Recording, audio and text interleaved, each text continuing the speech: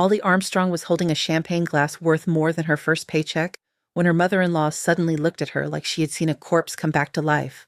Across the glittering ballroom of the Holloway Foundation gala, Eleanor Holloway's hand started trembling so violently that champagne spilled down her diamonds.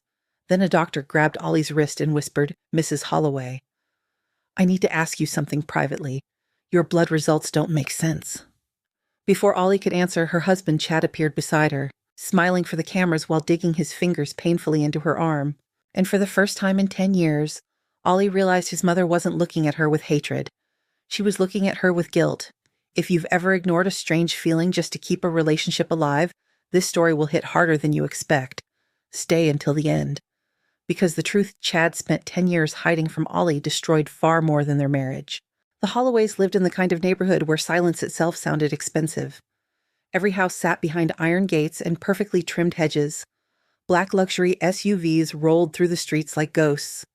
Even the air smelled polished, fresh-cut grass rain on marble expensive perfume, drifting from women who smiled too perfectly and never raised their voices in public. Ollie Armstrong used to think she had won the lottery when Chad Holloway married her. 10 years ago, she had been a young architectural designer from Milwaukee with student loans, ambitious sketches, and a laugh too loud for Chicago charity galas. Chad had walked into her life wearing a navy suit and the kind of confidence that made entire rooms turn toward him without realizing it. Back then, he looked at her like she was extraordinary. Or maybe she had only wanted him to. Now at 36, Ollie stood barefoot in the kitchen of their massive suburban home at 6 in the morning, reheating coffee Chad had forgotten to drink before leaving for work. Again. She stared out the floor-to-ceiling windows while rain slid slowly down the glass. The house was beautiful, cold, museum beautiful. Nothing inside it felt alive anymore. Her eyes drifted toward the dining room, where floral arrangements from last night's fundraiser still sat untouched beneath a chandelier worth more than her parents' entire house. She remembered spending 4 hours arranging that dinner. Chad barely looked at her once. A sharp vibration pulled her from her thoughts. Her phone lit up with a text from Chad. "Running late tonight. Don't wait up." No heart, no apology, nothing. Ollie swallowed slowly and locked the screen. 10 years of marriage had taught her something dangerous neglect didn't arrive all at once. It happened quietly, in missed dinners, in conversations cut short, in affection becoming obligation, in realizing your husband touched your shoulder the same way he touched office furniture, functional, absent, disposable. She carried her coffee upstairs and passed the framed photographs lining the hallway. Fundraisers, corporate events, luxury vacations, perfect smiles. Every picture looked like proof of happiness. None of them showed the nights Ollie cried alone in oversized bathrooms while Chad answered emails in bed beside her. None of them showed the infertility treatments, the failed appointments, the humiliating silence afterward, or Eleanor Holloway's eyes, always those eyes, watching her, studying her, like Ollie carried something terrifying beneath her skin.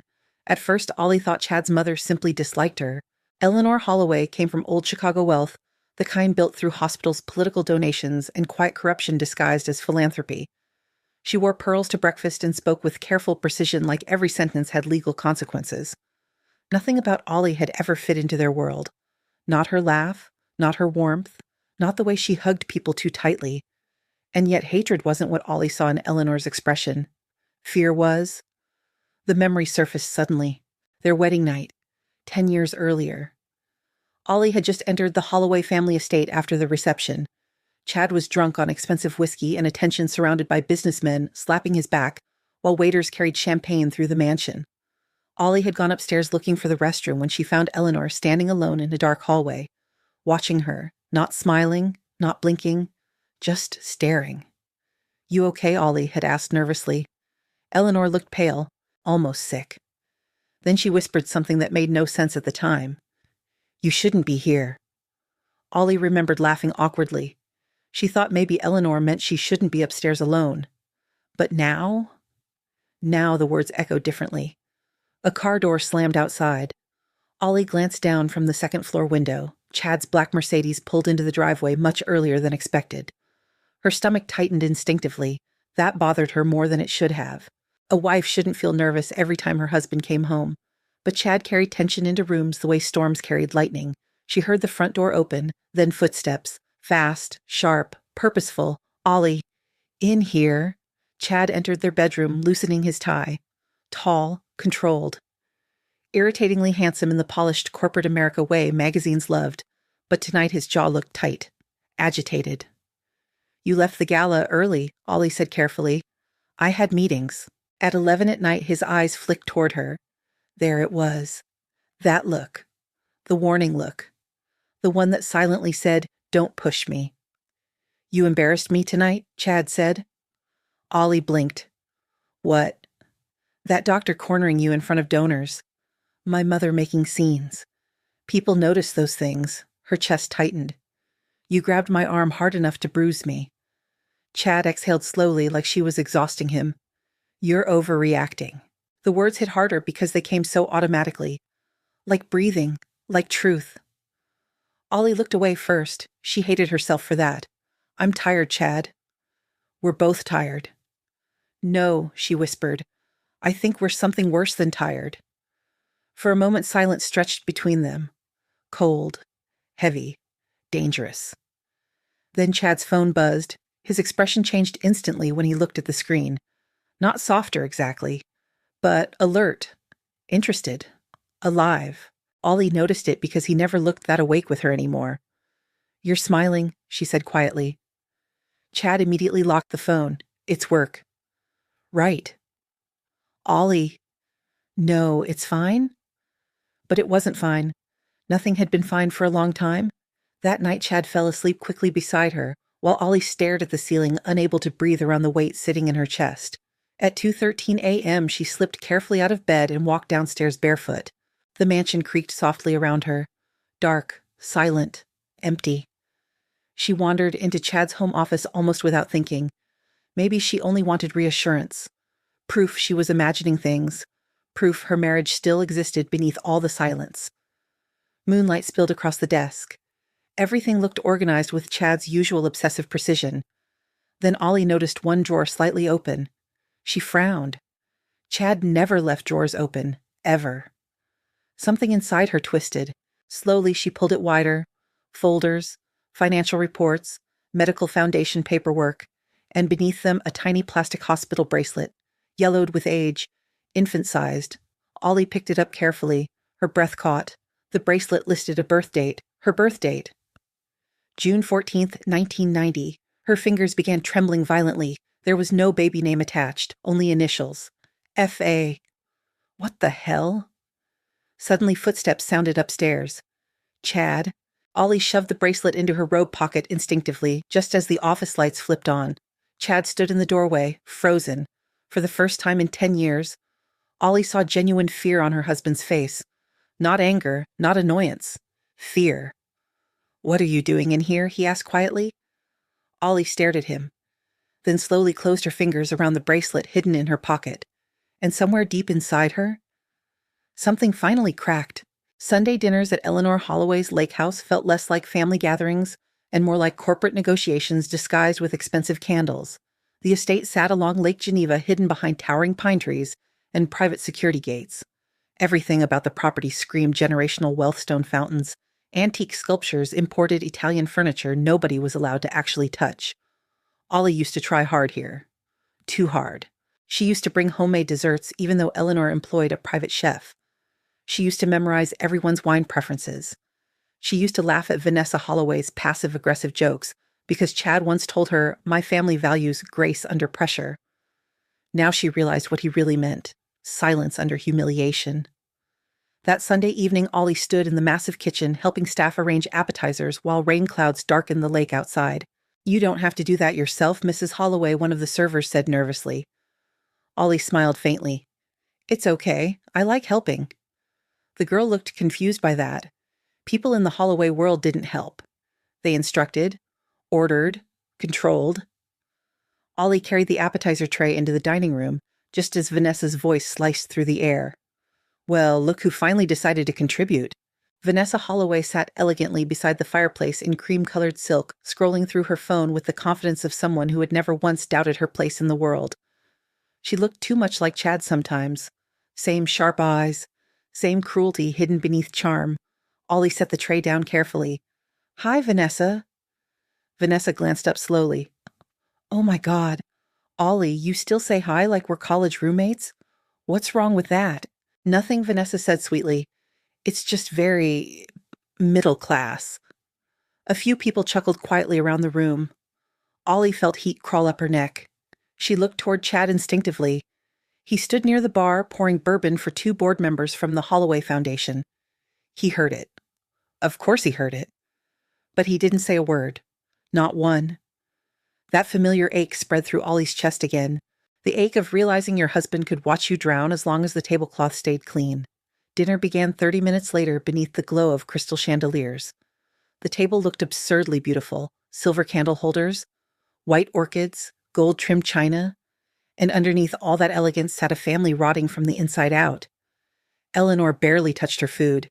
She kept staring at Ollie, again, again, again. Every time Ollie looked up, those pale blue eyes were already fixed on her. Not angry, not cold, haunted. Ollie's appetite disappeared. So, Vanessa said casually while sipping wine, Claire's coming to the New York fundraiser next month. Ollie noticed Chad stiffen almost invisibly. Claire Bennett Eleanor asked quietly. The PR director Vanessa replied. She's basically running the foundation these days. There was something intentional in the way she said it. Like bait. Ollie looked toward Chad. You never mentioned that. It's work, Chad said flatly. Vanessa smirked. She's gorgeous, by the way. Men practically throw $1 million donations at the foundation just to stand near her. One of Chad's cousins laughed. I saw her at the winter gala. She looked like she stepped out of a Bond movie. Ollie suddenly felt stupid for being there, for existing there. Every insecurity she'd buried over 10 years began quietly clawing its way back to the surface. Too emotional, too ordinary, too soft, not sophisticated enough, not polished enough, not enough. Eleanor abruptly set down her wineglass. That's enough. The room fell strangely quiet. Vanessa blinked. What? Eleanor's eyes drifted toward Ollie again. She doesn't need to hear this. Vanessa gave a sharp little laugh. Oh, please. Ollie's not fragile. Then her expression shifted slightly. Dangerously. Although honestly, maybe if you and Chad had children by now, people would stop treating your marriage like a charity project. The words landed like broken glass. Silence exploded across the table. Ollie stopped breathing for a second. Across from her, Chad lowered his fork slowly, but he still said nothing. Nothing. That hurt more than Vanessa ever could. Ollie forced herself to smile because humiliation had become muscle memory. That's inappropriate, Vanessa. Oh, relax, Vanessa replied.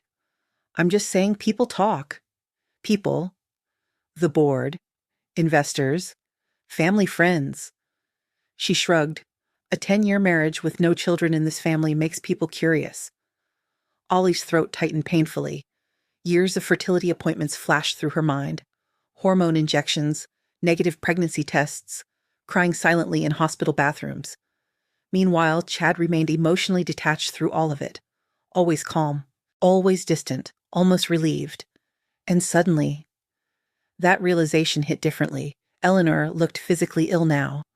Vanessa, she warned quietly, but Vanessa kept going. You know what people wonder, she asked while cutting into her steak. Whether Chad married beneath himself, emotionally because he felt guilty about something. Enough, Chad snapped suddenly. The room froze. Vanessa leaned back slightly. There he is. Ollie stared at her husband. Not because he defended her, because he looked panicked. Actual panic. Not anger, not irritation, fear. And then Eleanor asked the question that shattered the room completely. Ollie, she said softly, have you ever done a DNA ancestry test?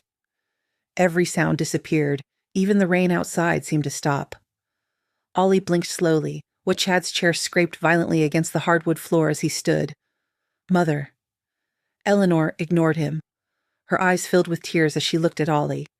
You should do one. Why would you say that? Chad demanded. Because she deserves enough? The force in Chad's voice shocked everyone silent. Ollie stared at him. Her pulse pounded harder. What's happening? She whispered.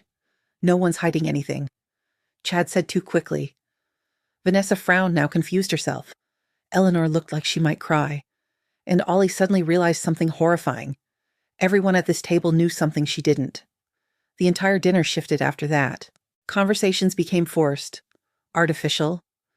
No one looked directly at Ollie anymore, especially Chad, especially Eleanor. An hour later, Ollie escaped onto the back terrace overlooking the dark lake. Cold wind whipped against her dress. She wrapped her arms around herself, trying to steady her breathing. The lake stretched endlessly into darkness, beautiful, lonely. Footsteps approached behind her. Chad. "Don't start," he said immediately. Ollie laughed softly in disbelief. "Don't start." "You know how my mother gets." "No," Ollie said, turning toward him. "Actually, I don't." "Because every time she says something strange, you shut her down before I can ask questions?" Chad rubbed his jaw impatiently. "You're overthinking this?" "She asked me to take a DNA test. She's dramatic." She looked terrified. "That's your imagination." Ollie stared at him for several long seconds. Then quietly, "Why did you have my birth date hidden in your office?" Everything inside Chad froze. It happened so fast, most people would have missed it. But Ollie saw it. Saw the exact moment fear entered his eyes. "What are you talking about?" "The bracelet." "I don't know what you think you saw. My birth date was on it." Chad stepped closer slowly. Too slowly, like someone approaching a wounded animal. "Ollie." "No," she whispered. "Tell me the truth. There's nothing to tell." "That's a lie." His jaw tightened hard. "Drop this." There it was. Not comfort, not explanation, control. For 10 years, Ollie had mistaken control for stability. Now she could finally see the difference. The terrace doors suddenly opened behind them. Eleanor stood there, trembling slightly beneath the warm dining room lights. Her eyes locked onto Ollie again. That same unbearable sadness. Then Eleanor whispered something so quietly Ollie almost didn't hear it. "He knows." Chad turned instantly. Mother, but Eleanor, was already crying. And for the first time in 10 years, Ollie understood one terrifying thing with absolute certainty. Whatever secret this family was hiding, it was about her. Ollie didn't sleep after the dinner at Eleanor's lake house. She lay awake beside Chad, listening to the steady rhythm of his breathing, while questions clawed through her mind like broken glass. He knows. Eleanor's words, replayed over and over until sunrise, painted pale gray light across their bedroom walls. Beside her, Chad looked peaceful. That almost made her angry enough to cry. How long had he been sleeping comfortably beside secrets that were destroying her? At 7:30 that morning, Chad adjusted his tie in the mirror while Ollie pretended to scroll through her phone. "You're quiet," he said casually. She looked up. "Would you prefer I scream?" His jaw tightened slightly. "There's nothing to scream about." "You keep saying that. Because it's true. No emotion, no softness. Just that polished corporate calm Chad wore like armor. The same voice he used during board meetings, during donor dinners, during arguments where Ollie ended up apologizing for emotions Chad created. He walked over and kissed the top of her head mechanically. "I'll be home late." "Work, yes." The lie came too fast. Ollie noticed that now. She noticed everything now. After Chad left, silence swallowed the mansion again.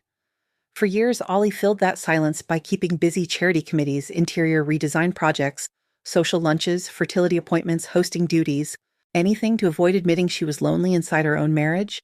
But today felt different. Today she wasn't distracted. Today she was awake. She walked downstairs still wearing pajamas and pulled the hospital bracelet from her robe pocket. June 14th, 1990, her birthday, F.A.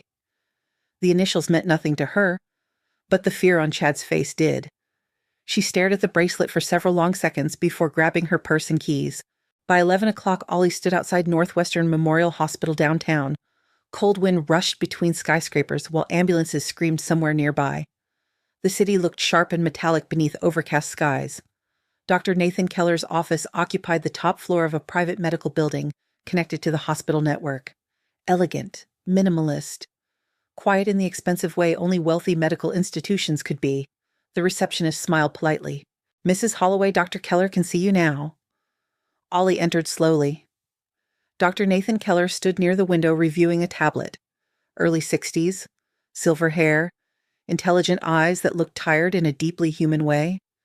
When he turned toward her, something unreadable crossed his expression. Recognition. Not of her exactly, of something connected to her. "Mrs. Holloway," he said gently. "Ollie's fine. Please sit." She sat carefully across from his desk. For a moment, neither spoke. Then, Dr. Keller folded his hands together. "How long have you been married to Chad Holloway? 10 years. And how long have you been treated for infertility? The question hit unexpectedly hard. About 7. He nodded slowly, like he already knew. Did your husband usually attend appointments? Yes. Did he ever insist on specific physicians? Ollie frowned slightly. Well, yes. Mostly doctors connected to the Holloway Foundation network. Dr. Keller's expression darkened almost invisibly. And second opinions, Chad said too many doctors would complicate treatment. Silence stretched. Ollie's pulse quickened. Why are you asking me this? Dr. Keller stood and walked toward a cabinet. Because something about your records bothers me. He handed her a file. Ollie opened it carefully. Blood work, hormone panels, old fertility reports, medical terminology blurred together across the pages. I don't understand any of this. You don't need to, he said quietly. You only need to understand this. Your records are inconsistent. She looked up sharply. What does that mean? It means the diagnosis you were given repeatedly over 7 years doesn't align with your current results. Ollie stared at him. What are you saying? Dr. Keller hesitated.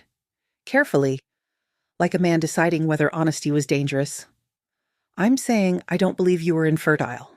The room tilted slightly. Ollie actually laughed once. A small broken sound. No, that's impossible. Not impossible. But we tried for years. Did you? The question landed differently. He wasn't asking emotionally. He was asking medically, objectively, precisely. Ollie's chest tightened. What exactly are you implying? Dr. Keller sat back down slowly. I think someone manipulated your medical treatment. Her skin went cold instantly. No, I wish I were wrong. No, she repeated louder this time. Chad wanted children. Did he? The simplicity of the question shattered something inside her, because suddenly memories rearranged themselves differently. Every delayed fertility appointment, every medication Chad insisted she take, every time he discouraged another doctor, every time test results came through him first, every time he looked strangely relieved after failed treatments. Oh my God, Ollie whispered. Dr. Keller watched her carefully. There's more. She looked up slowly, and for the first time since entering the office, she felt afraid. Real fear, the kind that enters your bloodstream quietly before panic arrives. Dr. Keller opened another file. Your blood type, he said carefully. It's extremely rare. So is your genetic marker profile? Ollie frowned. I don't understand. I recognized your information because I've seen it before. The room became very still, where Dr. Keller hesitated again. Then finally inside, archived Holloway Foundation medical records. Her heartbeat stopped. What I shouldn't even have access to those files anymore, he admitted quietly. Most were sealed years ago. Ollie stared at him in horror. Why would my blood information be inside their records? Dr. Keller looked genuinely troubled now. That, he said softly, is exactly the question you need answered. Silence swallowed the office. Outside the giant windows, Chicago traffic crawled through rain-soaked streets far below. Everything suddenly felt unreal, like she had stepped into someone else's nightmare. My husband? Ollie began weakly. Does he know about this? Dr. Keller didn't answer immediately. That silence was answer enough. Tears burned unexpectedly behind Ollie's eyes. Not because she was fragile, because betrayal physically hurt when it arrived all at once. 10 years. 10 years beside a man who might have orchestrated her suffering while pretending to comfort her through it. Her breathing became uneven. I loved him, she whispered. Dr. Keller's expression softened. I believe you did. The past tense destroyed her. Loved, not love. Loved. As if even a stranger could already see something Ollie herself was still struggling to accept. She wiped quickly beneath her eyes. I need proof. You need caution, Dr. Keller corrected. Families like the Holloways protect themselves aggressively. You sound afraid of them. I am. That honesty chilled her more than anything else. Dr. Keller leaned forward slightly. Mrs. Holloway, there are powerful people connected to your husband's family. If records were manipulated intentionally, this goes beyond marital deception. How far beyond? He held her gaze. Potentially criminal. The word echoed inside her skull. Criminal. Suddenly, every strange interaction with Eleanor felt sinister. Every silence, every stare, every trembling look of guilt. Ollie stood abruptly and walked toward the window, trying to breathe. Rain streaked across the glass. Below her, Chicago looked enormous and indifferent. She thought marriage betrayal would feel dramatic, explosive. Instead, it felt disorienting, like realizing the floor beneath you had been fake for years. "What do I do now?" she asked quietly. Dr. Keller walked closer. "Right now, nothing reckless. I can't go home pretending everything's normal. You may have to temporarily." She turned toward him sharply. "You think Chad's dangerous?" Dr. Keller's expression carefully revealed nothing. But again, silence answered for him. Ollie felt cold all over. Her phone buzzed suddenly inside her purse.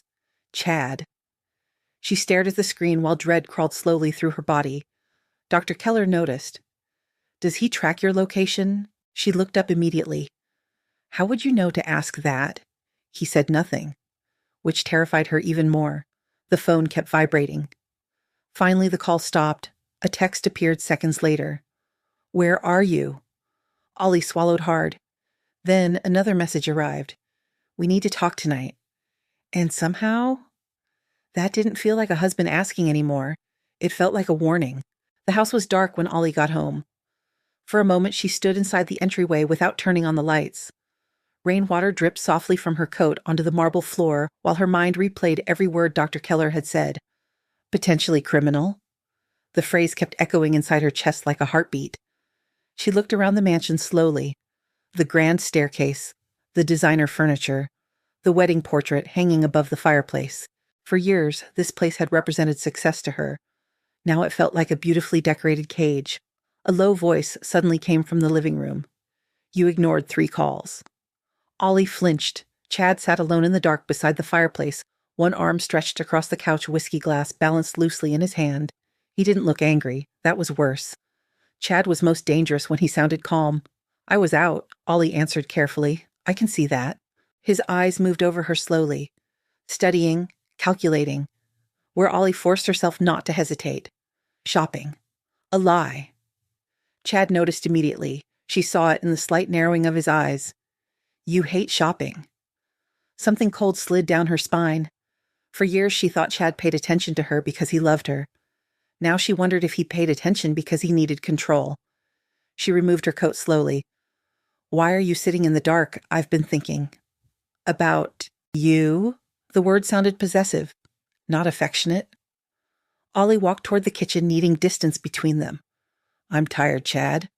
So am I." His voice followed her through the house. Smooth, controlled, like silk wrapped around a knife. "You embarrassed my mother this weekend." Ollie stopped beside the kitchen island. She embarrassed herself. She's elderly. She's terrified. Silence. Ollie slowly turned around. Chad stood in the doorway now, whiskey glass still in hand. Expensive charcoal suit. Perfect posture. Perfect mask. But tonight his eyes looked sharper than usual. Predatory. "You've been acting strangely since the gala," he said. "And you haven't?"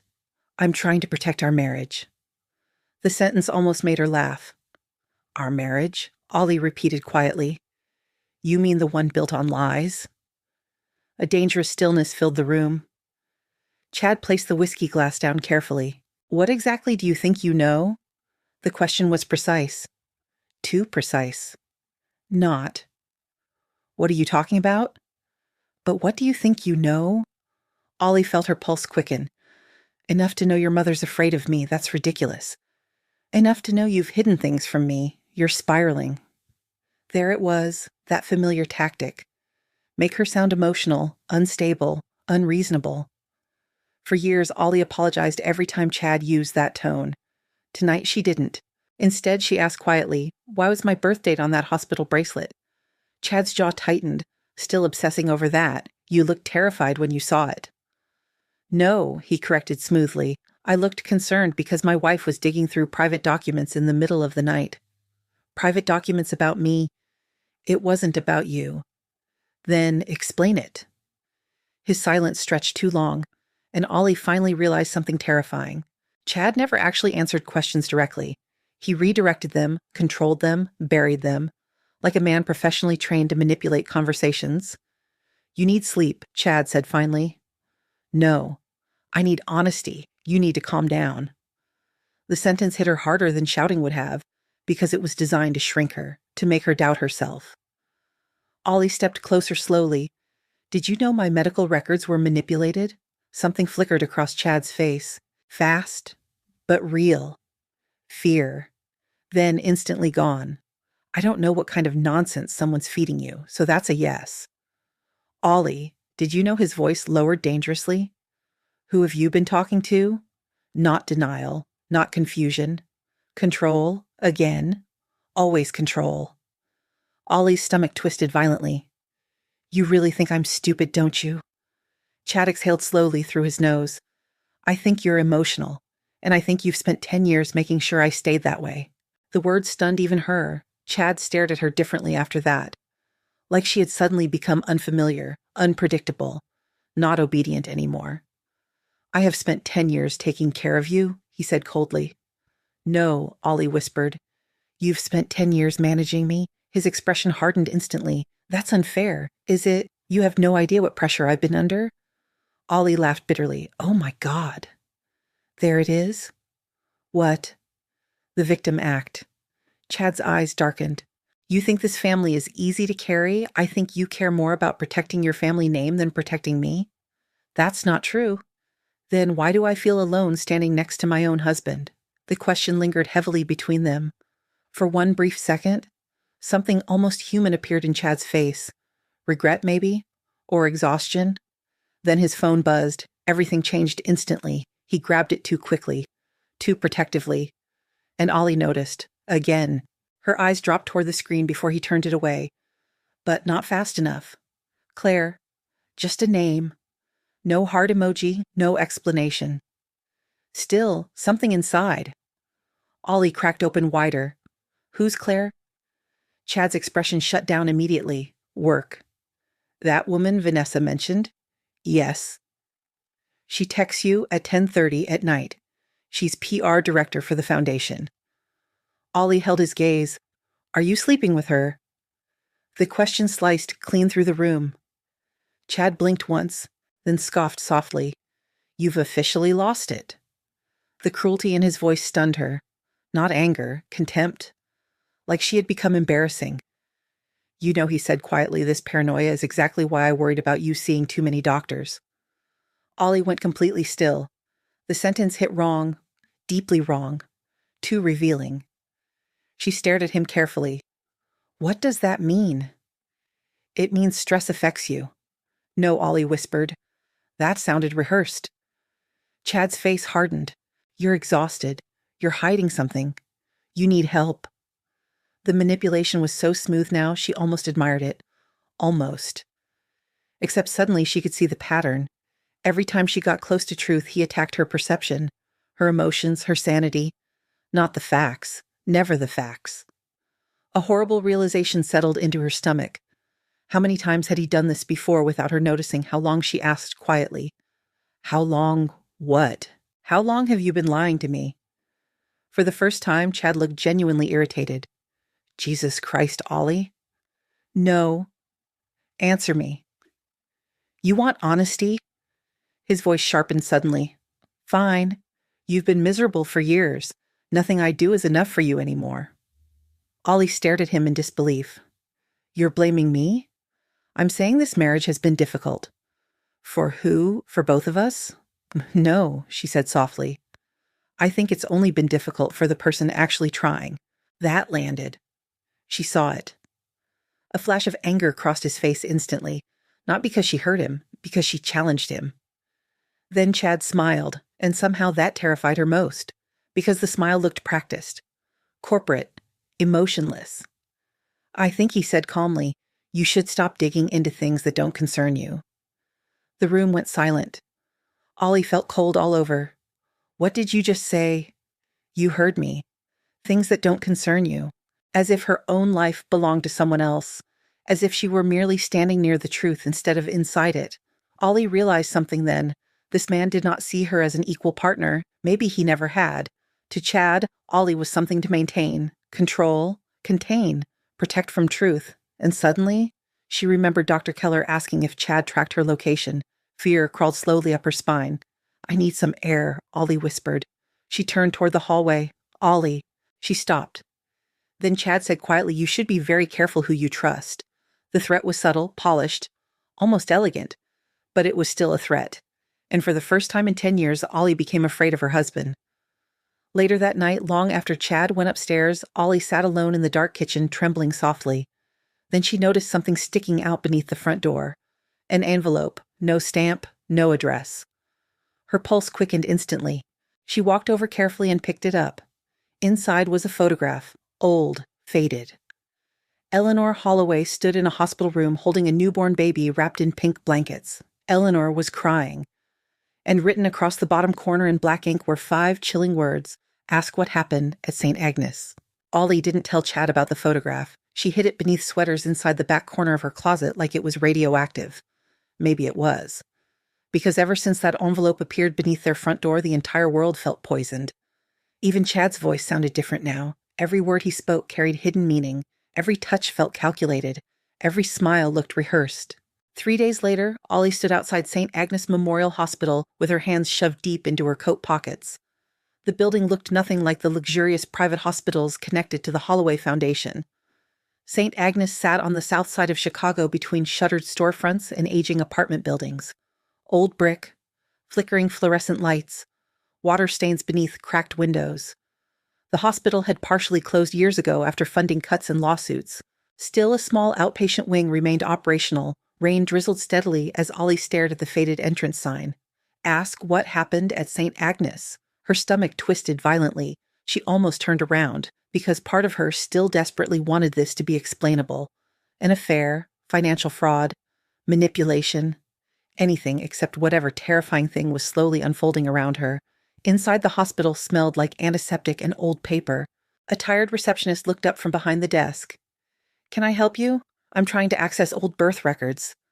What year? 1990. The woman gave a humorless laugh. Honey, we barely have records from last Tuesday. Ollie forced a small smile. What about archived files you'd need administration approval? Who handles that? The receptionist hesitated.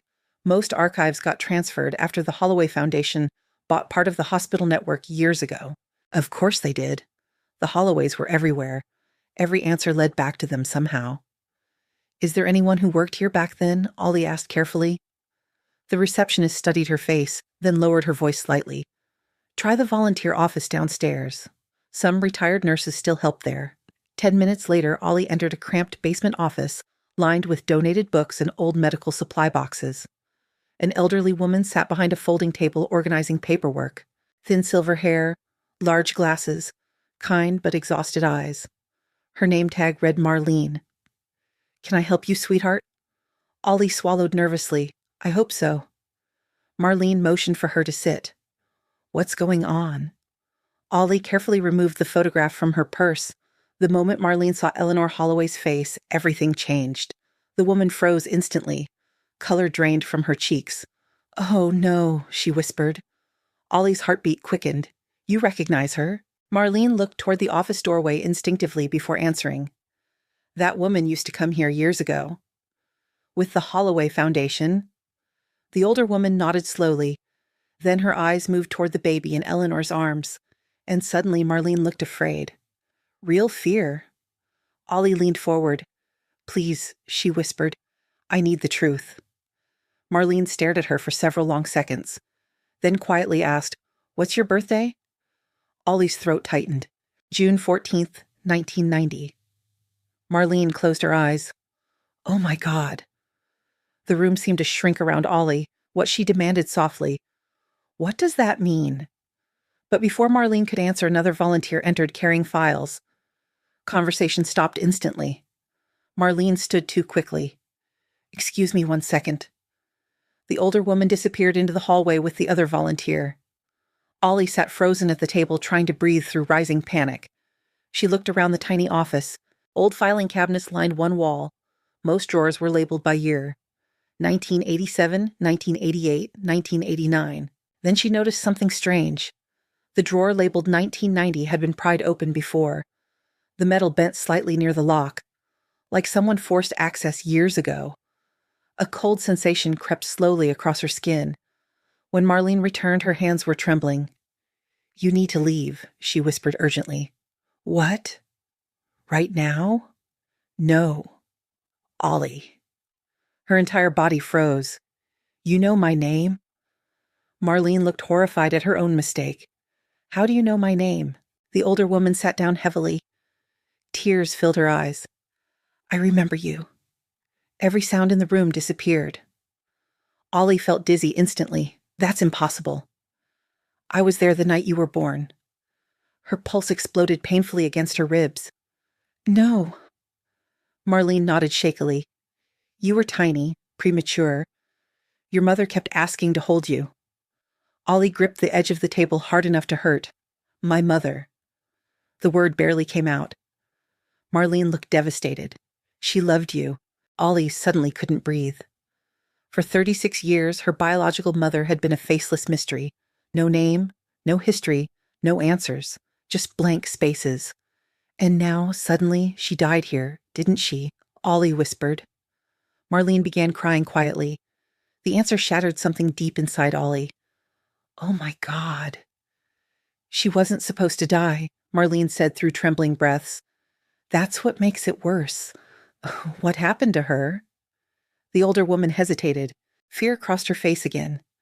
Then finally she was part of a clinical trial. Ollie's stomach dropped. A trial funded through the Holloway Foundation. Everything inside Ollie went cold. Dr. Keller had been right.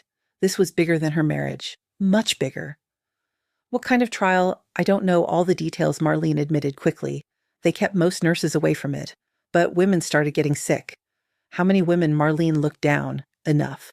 The word echoed heavily between them. Enough. Enough deaths. Enough suffering. Enough secrets buried beneath money. Ollie's eyes burned. And my mother. She had complications after delivery. Marlene's voice cracked. Massive internal bleeding. She kept asking where her baby was. Ollie felt tears sliding down her face now. "She never got to hold me." Marlene looked shattered. "She held you once." The image nearly destroyed Ollie emotionally, a woman she never knew, holding her briefly, then dying alone inside a hospital connected to the same family Ollie later married into. It felt monstrous, cruel beyond comprehension. "Why was Eleanor there?" Ollie asked weakly. Marlene hesitated again. "She came after the death.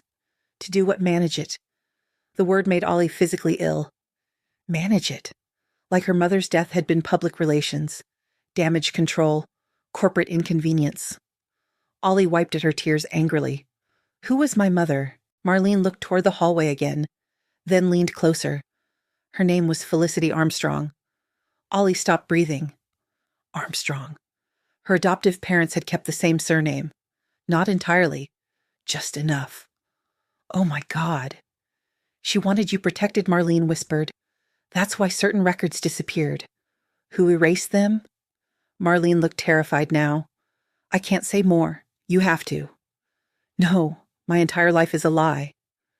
The emotion burst out louder than intended. Several volunteers glanced toward the office. Marlene grabbed Ollie's hand quickly. "Listen to me carefully," she whispered urgently. "You are not safe if the Holloways think you're investigating this." "Why?" "Because powerful people lost everything protecting that secret." Ollie stared at her in horror. Does Chad know? The older woman's silence answered immediately. And somehow, that hurt most of all. Not the lies, not the manipulation, not even the possibility that her entire marriage had been engineered around secrets. It was the realization that Chad knew about her mother, knew she died, knew Ollie spent years wondering why she had been abandoned, and still climbed into bed beside her every night pretending to love her.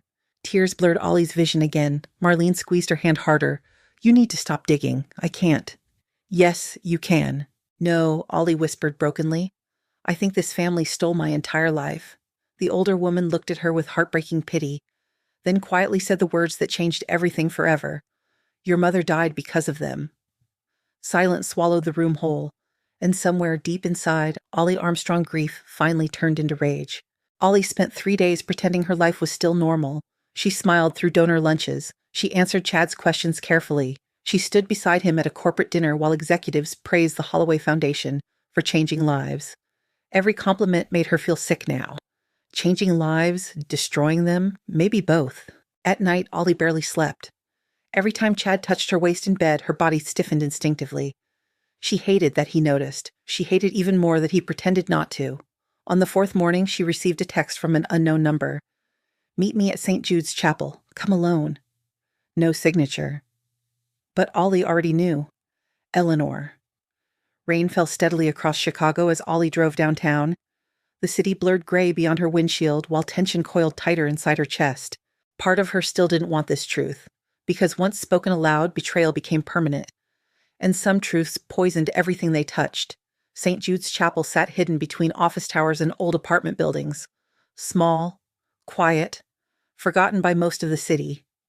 Ollie stepped inside and immediately smelled candle wax and old wood.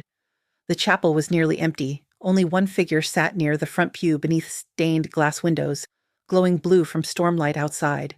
Eleanor Holloway. She looked smaller somehow. Fragile. Not like the terrifying society matriarch Ollie had spent 10 years trying to impress. Just an exhausted old woman drowning in guilt. Eleanor slowly turned as Ollie approached. For several seconds, neither woman spoke. Then Eleanor whispered, "You look exactly like her." The words hit Ollie like a slap. "My mother." Eleanor closed her eyes briefly. "Yes." Ollie sat across from her slowly, hands trembling, heart pounding. "I want the truth." Eleanor laughed softly. Not amused, broken. The truth ruined every person who touched it. "I don't care anymore." "Yes," Eleanor whispered sadly. "You do. You just don't realize how much yet." Rain tapped softly against the chapel windows. Ollie stared at the woman in front of her, the woman who had spent 10 years watching her like a ghost. "Why do you stare at me like that?" Ollie finally asked. Eleanor's eyes filled instantly. "Because every time I look at you, I remember what we did to your mother." The sentence hollowed the air from Ollie's lungs. "What did you do?" Eleanor looked down at her shaking hands. Felicity Armstrong was 23 years old. Smart, kind, pregnant and terrified. Her voice cracked. She volunteered for a clinical research program because she needed money. Ollie felt sick already. "The Holloway Foundation funded the trial," Eleanor continued quietly. "My husband, Richard Holloway, controlled most of the medical partnerships at the time." Ollie remembered Chad mentioning his father constantly growing up in medical philanthropy. Philanthropy. The word sounded filthy now. What kind of trial was it? A hormonal treatment program? For pregnant women, Eleanor nodded once. They promised it was safe, but it wasn't. No. The chapel fell silent again. Ollie's chest physically hurt listening to this woman describe her mother's death like an old sin. Nobody survived emotionally. She got sick during pregnancy, Eleanor whispered. Internal complications, bleeding episodes. The doctors tried to hide how severe it was because the trial already had lawsuits pending. Ollie stared at her. "And my mother died because they delayed treatment." Eleanor looked shattered. "Yes." The answer was simple, brutal, permanent. Ollie suddenly stood and walked several steps away, trying not to fall apart. Her mother hadn't abandoned her. She died. And powerful people protected themselves while it happened. Tears blurred Ollie's vision. She was alone. "No," Eleanor said softly. "I was there at the end." Ollie turned sharply. "Why?" "Because by then I knew what Richard and the foundation had done. And you still stayed." The accusation cut hard. Eleanor accepted it without defense. "Yes." "Why?" The older woman's face twisted painfully. "Because fear makes cowards out of people." Ollie wiped angrily beneath her eyes. "That's not good enough?" "I know." "No," Ollie whispered. "You watched them destroy lives. And I've paid for it every day since." Something about the raw honesty in Eleanor's voice made Ollie pause. Not forgive. Never that. But pause. Eleanor reached carefully into her purse and removed an old photograph. Felicity Armstrong. Ollie's breath caught instantly. The woman smiling back at her looked painfully familiar. Same eyes, same mouth, same smile. Ollie's knees nearly gave out. "Oh my God." "She loved jazz music," Eleanor whispered, "and architecture." Ollie froze. "What? She wanted to design buildings someday." A sob escaped Ollie before she could stop it. Architecture. Her entire life, Ollie believed her love for architecture came from nowhere. Now suddenly it came from her mother, from blood, from inheritance, from a woman stolen before Ollie could know her. She used to talk about wanting a daughter, Eleanor said quietly. She said she'd teach her how to draw skylines. Ollie covered her mouth as tears poured harder. The grief was unbearable because it arrived mixed with stolen possibility. A whole life erased. A whole relationship murdered before it began. Then another thought struck her violently. Chad knew all this. Eleanor went still, and Ollie saw the answer immediately. "Oh my God," Ollie whispered. "Yes." Rage exploded inside her chest instantly. "When before he met you?" The chapel seemed to tilt sideways. "What?" Eleanor looked sick with shame. "Richard discovered your records years later during legal cleanup tied to the old trial." Legal cleanup. Even now they use sanitized language for horror. "They realized you survived," Eleanor continued. "And once Chad inherited leadership responsibilities inside the foundation, understanding hit Ollie slowly. Terribly." "No." Eleanor began crying quietly. "He pursued you intentionally." The words destroyed something fundamental inside Ollie. Every memory suddenly felt contaminated. Their first date, their engagement, their wedding vows. None of it accidental. None of it pure. "Why?" Ollie whispered brokenly. "To keep you close." The chapel became unbearably quiet. Ollie stared at Eleanor in horror. "He married me because of this." "At first?" "Yes. At first?" The phrase almost made it worse, because it implied something complicated after. Something human. Something Ollie no longer wanted to believe. "He monitored your medical care," Eleanor admitted. "He controlled records. He wanted to make sure you never uncovered the connection." Ollie felt physically ill now, and the infertility treatments. Eleanor closed her eyes.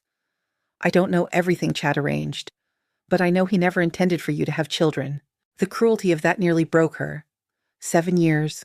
7 years of injections, grief, hope, humiliation. While Chad already knew, Ollie sat down hard on the pew, empty, numb. "He looked at me every day," she whispered. "Every single day." Eleanor nodded tearfully. "That's why I could never look at you normally." Ollie finally understood. The staring, the guilt, the fear. Eleanor wasn't looking at Ollie like an outsider. She was looking at the living evidence of a buried crime. "You could have told me," Ollie whispered. "Yes." "But you didn't." "No." "Why now?" Eleanor looked directly at her. "Because Chad is becoming his father." The words settled heavily between them. Then Eleanor added softly, "And because I think you're finally strong enough to survive the truth." Ollie stared ahead silently. Rain still tapped against stained glass windows, soft, cold, unforgiving. Then quietly, almost to herself, she whispered, "My husband married me to control me." And saying it aloud finally made the horror real.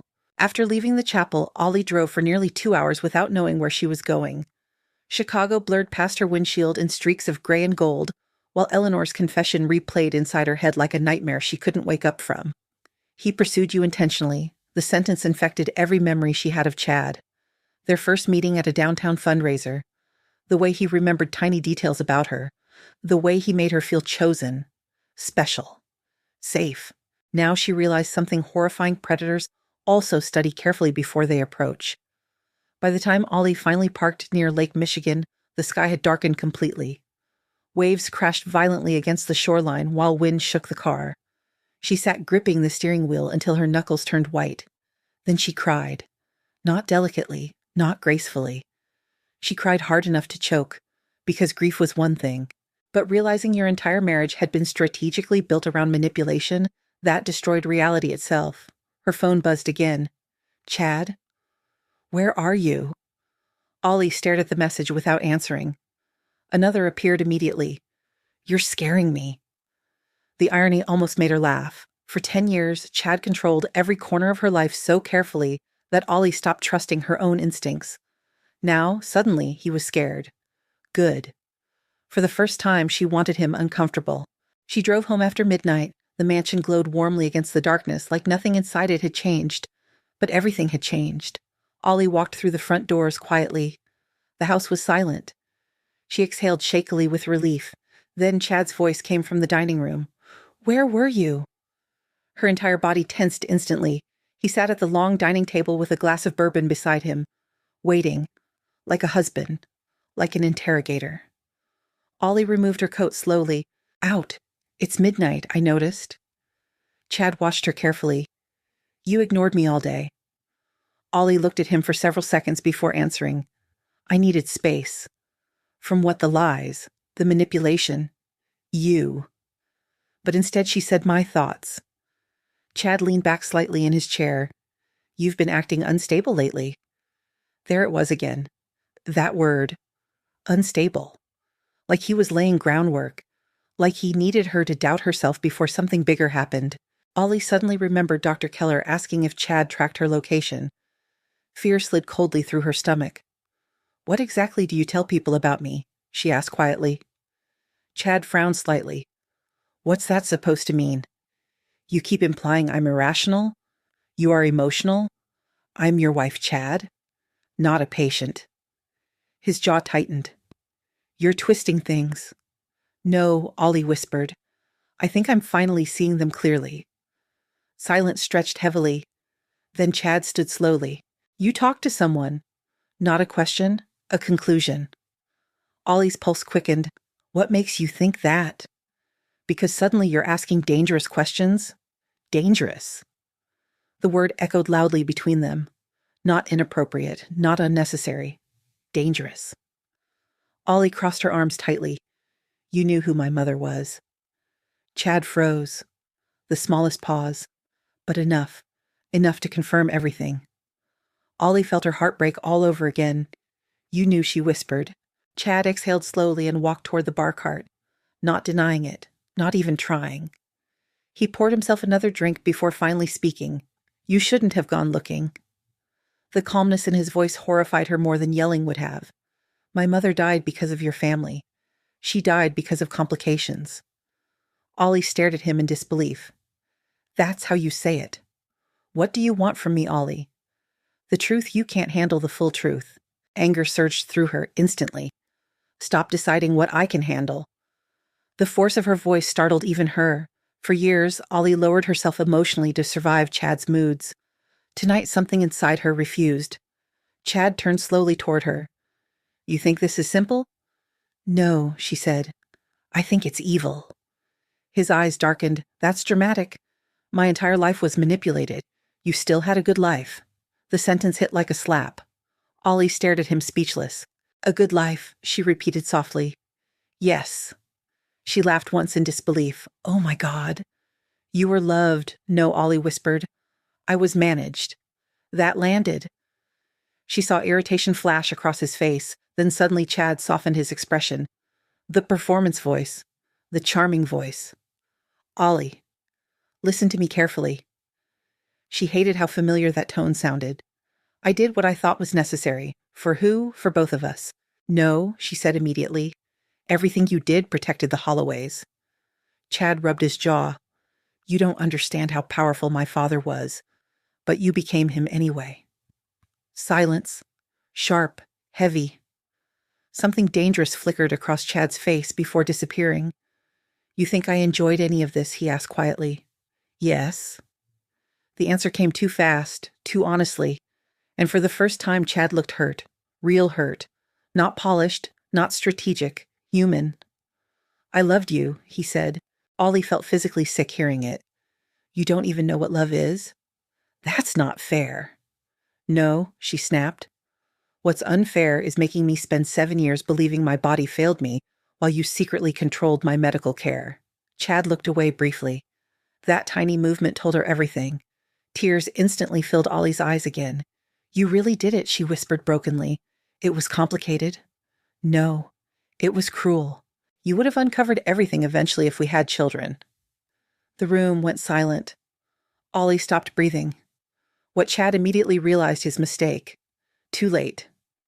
You stopped me from becoming a mother because you were protecting your secret.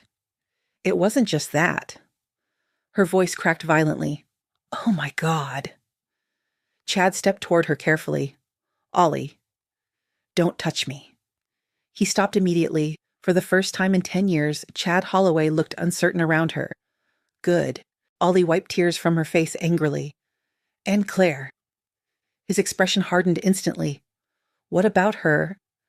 So it's true. Silence again. Confirmation again. Ollie laughed bitterly through tears. Wow. It wasn't serious. The sentence almost destroyed her emotionally. Not serious. Like betrayal became acceptable if emotionally shallow enough. How long? About a year, a full year, dinner parties, vacations, fertility appointments, anniversary dinners, all while another woman occupied parts of her husband Ollie could never reach anymore. You humiliated me, Ollie whispered. Chad looked genuinely frustrated now. This isn't about humiliation. Then what is it about survival? The word chilled her instantly. What does that mean? Chad ran a hand through his hair roughly. You don't understand the people involved here. Then explain it. I can't. You mean you won't. His silence answered. Again. Always silence. Always secrets. Ollie suddenly felt exhausted beyond language, and not physically, soul-deep exhausted. She slipped off her wedding ring slowly. The movement froze Chad instantly. Ollie. For 10 years that ring symbolized loyalty to her, patience, sacrifice, hope. Now it felt contaminated. She placed it carefully on the dining table between them. I gave you everything, she whispered. Chad stared at the ring like something inside him had cracked unexpectedly. Ollie, but you never gave me the truth? Then she walked past him toward the staircase. Halfway upstairs, Chad spoke again. Quietly this time. Almost vulnerable. You were never supposed to matter this much. Ollie stopped cold. Pain sliced through her chest. Because somehow, that confession hurt more than the affair, more than the lies, because it revealed the most tragic truth of all. At some point, Chad Holloway actually fell in love with the woman he married for all the wrong reasons. But by then he had already destroyed her. The next morning, Ollie woke up before sunrise. For a few seconds she forgot. Then she saw the empty space beside her in bed, and remembered everything.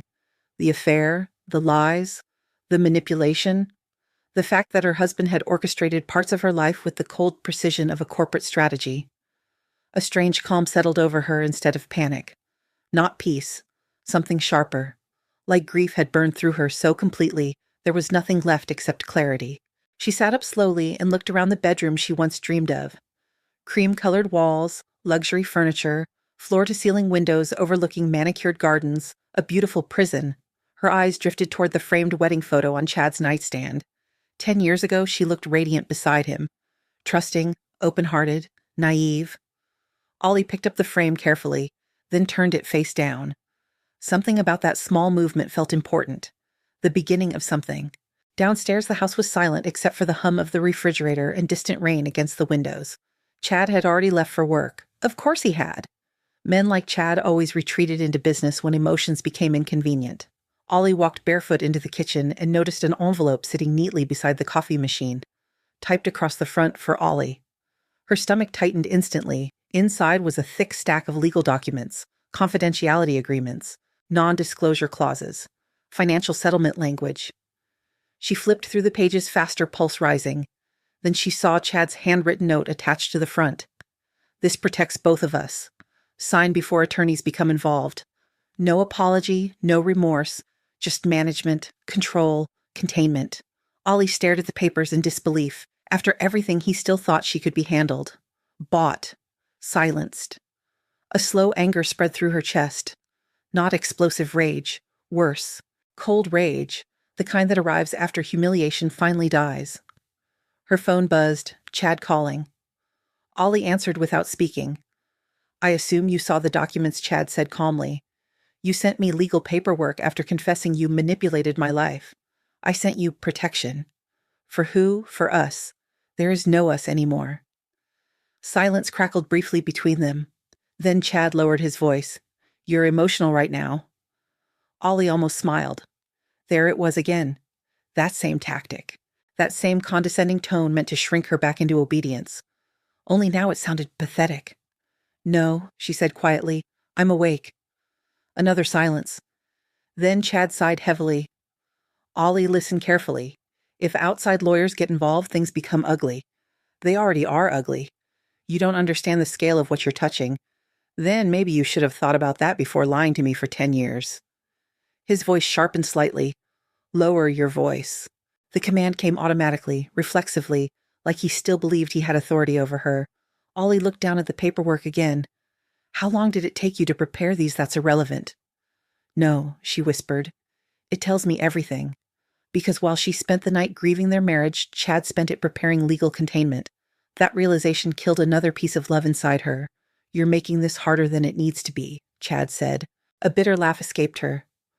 For you? For everyone? No, Ollie replied softly. For the first time, I think I'm making things difficult exactly where they should be. Then she hung up. Her hands trembled afterward. Not from fear, from adrenaline. Because standing up to Chad felt unfamiliar, dangerous, but also strangely freeing.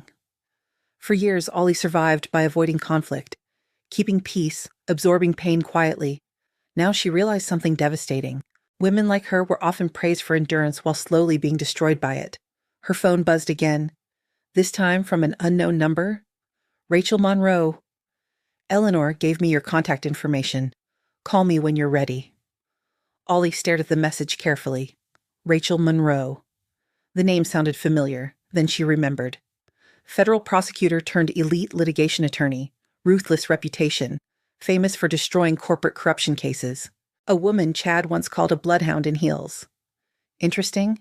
Very interesting. Ollie called immediately. Rachel answered on the second ring. Mrs. Holloway. Please call me Ollie. A brief pause. Good, Rachel said smoothly. That means you're already emotionally leaving him. Something about the woman's confidence steadied Ollie instantly. I don't even know where to start. You start by understanding one thing clearly, Rachel replied. Your husband is not preparing for emotional reconciliation. He's preparing for damage control. Ollie closed her eyes. I figured. Do not sign anything. I won't. Good. Rachel's voice sharpened professionally. Also assume every conversation with Chad is strategic from this point forward. A chill ran down Ollie's spine. You make him sound dangerous. Another brief silence. Then, I think Chad Holloway learned very early that power matters more than morality. The truth of that hurt deeply because Ollie knew it too now. Rachel continued. I need to ask you something difficult. Okay. Has Chad ever controlled your finances? Ollie frowned. Well, he handled most major accounts. Medical records? Yes. Phone plans? Yes. Location sharing? Ollie's stomach dropped. Yes. Rachel exhaled slowly. That's coercive control behavior. The phrase hit Ollie hard because suddenly 10 years rearranged themselves differently again. Not romance, monitoring, not protection, control. How bad is this? Ollie whispered. Rachel's answer came calmly. That depends how far you're willing to fight. Fight. The word sat strangely in Ollie's chest. Because she'd spent most of her life avoiding fights, especially with Chad. But suddenly she remembered her mother. Young, pregnant, alone, silenced, and something hardened quietly inside her. I want the truth exposed. Rachel paused. Are you sure? No, Ollie admitted honestly. But I'm more sure of that than staying silent. For the first time in days, she heard approval in someone's voice. Good, Rachel said softly. That's the first intelligent decision anyone in your marriage has made in years. After the call ended, Ollie walked slowly through the mansion. Every room looked different now, not luxurious, artificial, a stage set built around appearances. She stopped inside Chad's office doorway, the same office where she found the bracelet. For years, she never entered this room without knocking. The realization made her angry instantly. Why had she acted like a guest inside her own home? Ollie walked directly to his desk and opened drawers one by one. Financial records, foundation correspondence, medical files, then a locked drawer, of course. Her pulse quickened. She searched the office until she found a small silver key hidden beneath a sculpture on the bookshelf. Too easy, meaning Chad assumed she would never look. That arrogance almost made her smile. The drawer opened slowly. Inside sat several folders, one labeled Armstrong. Ollie's breath caught painfully. Hands shaking, she opened it. Photographs, medical reports, legal correspondence, and finally printed text messages between Chad and Claire Bennett. Ollie scanned the pages rapidly, then froze. Claire, sometimes I think your wife actually believes you love her. Chad. That was the point. Claire. She's smarter than you think. Chad. No, she's just emotional. Another message lower down made Ollie physically nauseous. Claire. What happens if she ever learns the truth? Chad. Then we handle it. We handle it. Like she wasn't human. Like she was a problem. An inconvenience. An operation. Ollie stared at the papers while something inside her finally died completely. Not love. Hope. And somehow that was even more dangerous. Because now there was nothing left in her willing to protect Chad Holloway anymore. Rachel Monroe's office overlooked downtown Chicago from the 42nd floor of a glass tower that looked sharp enough to cut the sky. Everything inside reflected precision. Black marble floors, minimalist furniture, shelves lined with legal awards and framed newspaper covers featuring Rachel beside headlines about billion-dollar settlements and political corruption scandals. Ollie felt strangely underdressed walking in, even though she wore one of her most elegant coats. Rachel Monroe herself stood near the windows reviewing documents on a tablet. Tall, composed, dark-tailored suit, the kind of woman who looked like she could destroy a man's life without raising her voice. When she turned toward Ollie, her expression softened slightly. "You look exhausted." "I am." Rachel nodded toward the seating area. "Good. Exhaustion usually means the illusions are finally dying." The sentence settled deeply inside Ollie, because that was exactly what this felt like. Not just heartbreak, the death of illusion.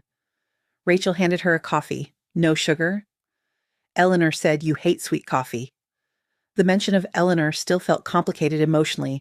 She contacted you before me. She contacted me months ago. Ollie froze. What? Rachel sat down across from her calmly. Your mother-in-law has been quietly preparing for this family to collapse for a long time. The statement stunned Ollie. She knew Chad would eventually lose control. She knew secrets this large don't stay buried forever. Ollie looked down at the coffee cup in her hands. Why didn't she stop him? Rachel's expression sharpened slightly. Women from Eleanor's generation survived by enduring powerful men. Women from yours survived by exposing them. The difference hit Ollie hard, because for most of her marriage she had also mistaken endurance for strength. Rachel extended her hand. The documents. Ollie handed over the Armstrong file from Chad's office. Rachel reviewed the contents quickly, her expression darkening more with every page. Then she stopped at the messages between Chad and Claire. A humorless laugh escaped her. God, arrogant men really do document their own crimes. Ollie looked away. Reading those texts again still physically hurt. Rachel noticed. You still love him? It wasn't a question. Ollie swallowed hard. I don't know what I feel anymore. That's normal? No, Ollie whispered. I feel stupid. Rachel immediately shook her head. Don't do that. But I stayed. Yes, Rachel said firmly, because manipulative people rarely arrive wearing warning labels. Silence stretched between them. Then Rachel leaned back in her chair. Let me explain what your husband actually did. Something about her tone made Ollie tense instantly. Okay. He isolated control over your medical care. Ollie nodded weakly. He controlled finances. Yes. He monitored your movements. Ollie's stomach tightened. Yes. He emotionally destabilized you anytime you questioned him. Ollie stared at the floor. Rachel's voice softened slightly. That's abuse, Ollie. The word landed like a physical impact. Abuse. Ollie immediately wanted to reject it, because Chad never hit her, never screamed publicly, never looked like the men women were warned about. But suddenly she remembered years of subtle erosion, the constant doubt, the emotional confusion, the exhaustion of always questioning her own reality. You know what the most dangerous kind of manipulation is? Rachel asked quietly. Ollie shook her head, the kind wrapped inside love. Tears burned behind Ollie's eyes instantly, because Chad had loved her in moments. That was the tragedy. Sometimes he looked at her like she mattered. Sometimes he touched her gently. Sometimes he made her laugh so hard she forgot every lonely thing inside their marriage, and that made betrayal infinitely more confusing. Rachel studied her carefully. You're grieving two people right now. Ollie frowned slightly. What? The man Chad actually is? And the man you believed he was. That broke something open emotionally because, yes, exactly that. Ollie covered her mouth briefly, trying to steady herself. Rachel gave her a moment before continuing. There's more. Ollie looked up slowly. We pulled preliminary financial movement records connected to Chad. Fear slid quietly into her chest again. What kind of records? Rachel opened another folder. Over the last 18 months, Chad transferred substantial marital assets into protected accounts. Ollie blinked. How substantial? $8.2 million. Her stomach dropped. What, he's been preparing for separation long before you discovered anything. Every word felt like another blade. While Ollie attended fertility appointments hoping to save their marriage, Chad was quietly protecting his money, protecting himself. Preparing exits, Claire Ollie whispered. Rachel nodded once. We believe he intended to transition publicly toward that relationship after securing legal insulation. Ollie laughed softly in disbelief. She really thought she won. Rachel's eyes narrowed slightly. Women like Claire don't fall in love with men like Chad. They align themselves with power. That sounded painfully true. Ollie looked out the massive office windows. Chicago stretched endlessly below, busy, alive. Completely unaware her entire life was collapsing 42 floors above it. What happens now? She asked quietly. Rachel's expression sharpened immediately. Now we stop reacting emotionally and start building leverage. The word felt unfamiliar. Leverage. Ollie had spent 10 years surrendering leverage in exchange for peace. Rachel continued. We gather every document possible, every medical file, every communication, every financial movement, and then we destroy him. Rachel held her gaze carefully. No, we expose him. The distinction mattered, more than Ollie expected, because revenge suddenly sounded emptier than truth. Rachel slid another document across the table. What's this? Internal settlement agreements tied to women harmed during the Holloway Foundation trials. Ollie stared at the names listed across the pages. Dozens. Some deceased, some redacted, some paid into silence. Her chest tightened painfully. My mother wasn't the only one. No. Rage spread slowly through her body again, steady, cold, focused. Rachel noticed the shift immediately. Good, she said quietly. What, you're done protecting him? And she was right. For the first time since everything shattered, Ollie realized she no longer wanted Chad to survive this comfortably. Not after her mother, not after the manipulation, not after stealing years of her life while pretending she was emotionally unstable. Rachel's phone buzzed suddenly. She glanced down at the screen and sighed. What, your husband's attorneys? Ollie laughed bitterly. Already, Chad moved into legal survival mode days ago, Rachel answered calmly. Monroe speaking. A pause. Then Rachel's expression hardened visibly. No. Mrs. Holloway is not signing anything today. Another pause, then colder. That sounds dangerously close to intimidation. Ollie watched carefully while Rachel listened silently. Finally, Rachel smiled slightly. You should tell Mr. Holloway something for me. Another pause. She's not afraid of him anymore. Rachel hung up. Silence settled over the office. Then Ollie whispered, I think that scares him. Rachel nodded slowly. It should. For a moment, neither woman spoke. Then Rachel asked quietly, Do you know what your biggest advantage is right now? Ollie shook her head. You loved honestly. The simplicity of the statement stunned her. Rachel leaned forward slightly. Men like Chad spend so much time manipulating people that they mistake emotional sincerity for weakness. Her eyes sharpened. But sincerity becomes terrifying once it stops begging for love. Something shifted deeply inside Ollie hearing that. For years she thought kindness made her vulnerable. Maybe kindness without boundaries did. But clarity, truth, self-respect, those felt powerful. Rachel handed her a final folder. What's this evidence Eleanor secretly collected against the foundation? Ollie stared at her in shock. She kept records for years. Inside were emails, financial reports, medical correspondence, internal memos, enough evidence to burn reputations to the ground. Ollie looked up slowly. My God. Rachel's expression remained calm. The Holloways built their empire through silence. Then she looked directly into Ollie's eyes. And you, Ollie Armstrong, are about to become the loudest mistake they ever made. The Holloway Foundation. Annual Legacy Gala had always been Chad's favorite night of the year. Not because he cared about charity, because he loved admiration. The cameras, the donors, the applause, the illusion. Every year, Chicago's wealthiest families gathered inside the Blackstone Grand Ballroom beneath crystal chandeliers and gold-trimmed ceilings, while speeches about medical innovation floated through rooms filled with people drinking $1,200 champagne. This year, Chad intended to secure his future, publicly, strategically, and Ollie intended to destroy the lie underneath it. Rain poured across downtown Chicago the evening of the gala, while Ollie stood inside Rachel Monroe's office adjusting the sleeve of a black satin gown. Simple, elegant, deadly. Rachel watched her carefully. "You look calm." "I'm not." "Good. Calm people don't survive nights like this. Focused people do." Ollie looked at her reflection in the mirror. For the first time in years, she barely recognized herself. Not because she looked different, because she no longer looked afraid. Rachel stepped closer. "Once you walk into that ballroom, everything changes." "I know. There's still time to step back." Ollie thought about her mother, 23 years old, pregnant, alone, buried beneath powerful people protecting reputations. Then she thought about herself. 10 years begging for emotional scraps from a man who treated her like a risk assessment. "No," Ollie whispered, "there isn't." Rachel nodded once. "Good."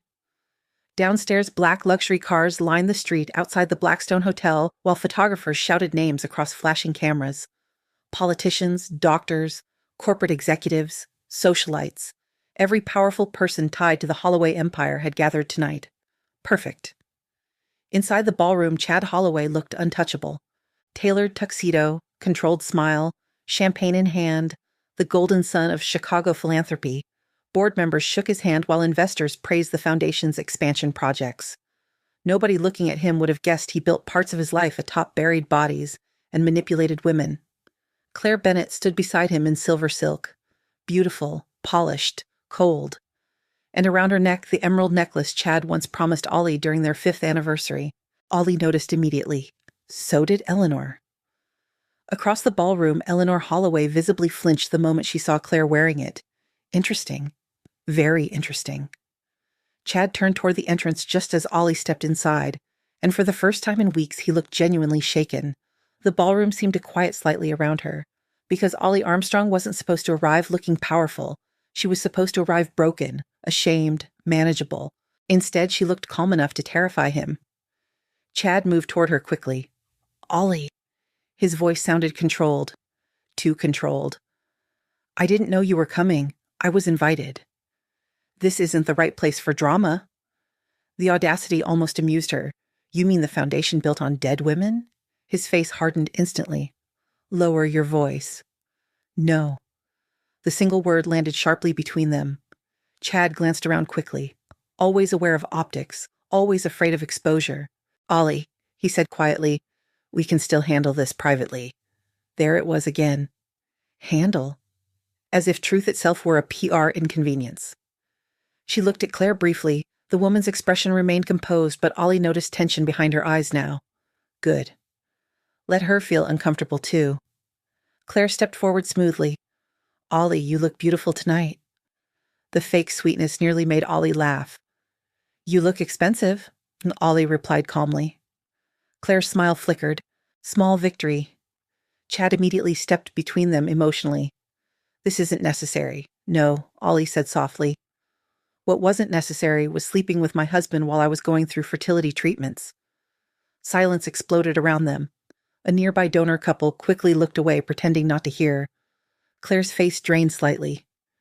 "Excuse me. You heard me?" Claire snapped quietly. But Chad wasn't looking at Claire. He was staring at Ollie with something dangerously close to panic now, because she wasn't behaving emotionally anymore. She was behaving strategically, and Chad finally understood what that meant. "Come with me," he said through clenched teeth. "No." "Ollie, you don't get to command me anymore." The sentence hit harder than she expected, because it was true. Completely true. For years, Chad controlled conversations simply because Ollie emotionally surrendered first. Now she wasn't surrendering, and he had no idea how to operate without power.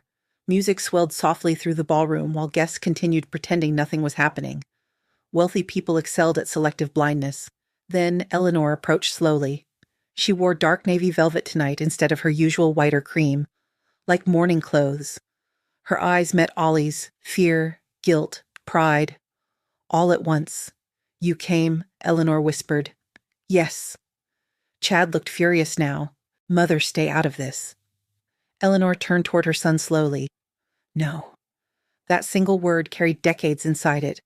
Decades of silence, cowardice, complicity, and finally refusal. Something shifted visibly in Chad's face. He realized he was losing control of the room, losing control of the women inside it. A board member suddenly approached holding a champagne glass. Chad, we're ready for your speech. Perfect timing. Chad immediately straightened his posture. Public mask returning instantly, he looked toward Ollie carefully. Please don't do this here. The fear in his voice thrilled something cold inside her, not because she enjoyed hurting him, because for once he understood helplessness. The ballroom lights dimmed slightly as guests moved toward the stage area. Massive digital screens illuminated behind the podium displaying the Holloway Foundation logo in gold. Healing tomorrow. Ollie almost laughed. Healing. The hypocrisy was unbearable. Rachel Monroe appeared quietly beside her near the back of the ballroom. Everything ready, Ollie mouthed silently. Rachel nodded once. Investigators positioned, press notified, documents secured. No turning back now. Chad stepped onto the stage beneath applause. Confident, polished, admired. The performance began instantly. Good evening, everyone, he said smoothly into the microphone. Tonight we celebrate innovation, compassion, and the power of medical philanthropy to transform lives. Ollie watched him carefully. How many lies had he told with that same voice? How many women suffered while men like Chad smiled publicly about progress? He continued speaking while donors applauded. Then he said something that finally snapped the last thread, holding Ollie's restraint together. At the Holloway Foundation, family has always guided our mission. Family. The word tasted poisonous. Rachel leaned closer. Now. Ollie inhaled slowly, then stepped forward. At first, nobody noticed. One elegant woman crossing a ballroom. Nothing unusual. But Chad noticed, and his expression changed instantly. Fear. Real fear. Ollie, he warned quietly into the microphone. Too late. She walked directly onto the stage. Gasps rippled softly through the ballroom. Chad grabbed her arm instinctively, the same controlling grip from the gala weeks earlier. Only this time, Ollie pulled away. Publicly. Deliberately. The room went silent. Completely silent. Ollie turned toward the audience slowly. Hundreds of wealthy strangers stared back at her beneath crystal light, waiting, judging, curious. Then Ollie reached for the microphone. Chad whispered sharply beside her, "Don't." She looked directly into his eyes, and finally understood something beautiful. He was terrified of her now. Ollie faced the crowd, then calmly said, "Before you celebrate this family tonight, you deserve to know who they destroyed to build this empire." The ballroom exploded into chaos. The ballroom erupted instantly, gasps, whispers, chair legs scraping marble floors. Some guests pulled out phones immediately, while others looked desperately toward exits, like scandal itself might be contagious. Chad grabbed the microphone first. "My wife is emotionally distressed," he said sharply. "Please excuse this number." Ollie's voice cut cleanly through the ballroom. Not loud, worse, steady. The room quieted again, because confidence always sounds dangerous when spoken by someone people expected to stay silent. Ollie looked across the crowd slowly. Doctors, investors, politicians, board members, people who built careers standing beside the Holloway Foundation. "How many of you donated tonight because you believed this family saves lives?" she asked. Nobody answered. Of course they didn't. Wealthy people rarely spoke during collapse. They observed, calculated, protected themselves. Chad stepped closer beside her, smile tightening painfully for the cameras. "Ollie," he whispered through clenched teeth, "you are making a catastrophic mistake." She turned toward him calmly. "No," she said softly. "You made the mistake when you thought I'd protect you forever." The words visibly shook him. Good. For years, Chad weaponized her loyalty. Tonight, he would finally learn what happened when loyalty died. Rachel Monroe appeared near the front of the ballroom beside several sharply dressed investigators carrying sealed document cases. That's when real panic spread. Not gossip panic, legal panic. One board member immediately stood. "What is this?" Rachel answered coolly. "Evidence." The word dropped into the ballroom like a bomb. Chad's entire body went rigid. "Ollie," he said quietly, "think carefully before you continue." That tone again. Threat disguised as concern. Control disguised as protection. Only now everyone could hear it. Ollie looked toward the giant digital screens behind the stage. Rachel nodded once toward the AV technician near the back. Seconds later, the Holloway Foundation logo disappeared. A new image filled the screens instead. Medical records, clinical trial reports, photographs, settlement documents, women's names. The ballroom exploded into horrified murmuring. What the hell is this real? Oh my God. Chad lunged toward the technician. Turn that off. But security stopped him halfway. Not his security. Federal investigators. And suddenly, the untouchable Chad Holloway didn't look untouchable anymore. He looked trapped. Ollie stepped forward slowly. My biological mother died during a clinical trial funded by the Holloway Foundation. In 1990, she said into the microphone. The room fell silent again instantly. She was one of multiple women harmed while executives buried evidence to protect funding donors and corporate partnerships. Every word felt strangely calm leaving her mouth, because the grief had already happened. This part was truth, and truth didn't tremble anymore. Chad stared at her like he barely recognized her. Maybe he didn't. The version of Ollie who begged quietly for love was gone. He knew Ollie continued turning toward Chad. My husband knew exactly who I was before he ever approached me. Shock rippled visibly through the audience. Someone whispered, Jesus Christ. Another donor stepped backwards slowly, like proximity itself suddenly felt dangerous. Ollie kept going. He manipulated my medical care for years, controlled my records, prevented me from discovering the truth about my mother and his family's involvement in her death. Claire Bennett's face had gone completely pale now. Good. Let her stand inside the consequences, too. Chad finally snapped. This is insanity. His polished mask cracked publicly for the first time. She's unstable. No, Eleanor Holloway said suddenly. The room froze. Eleanor stepped forward slowly from the crowd. Elegant, terrified, done hiding. Then she looked directly at the audience. She's telling the truth. The silence afterward felt enormous. Chad turned toward his mother in horror.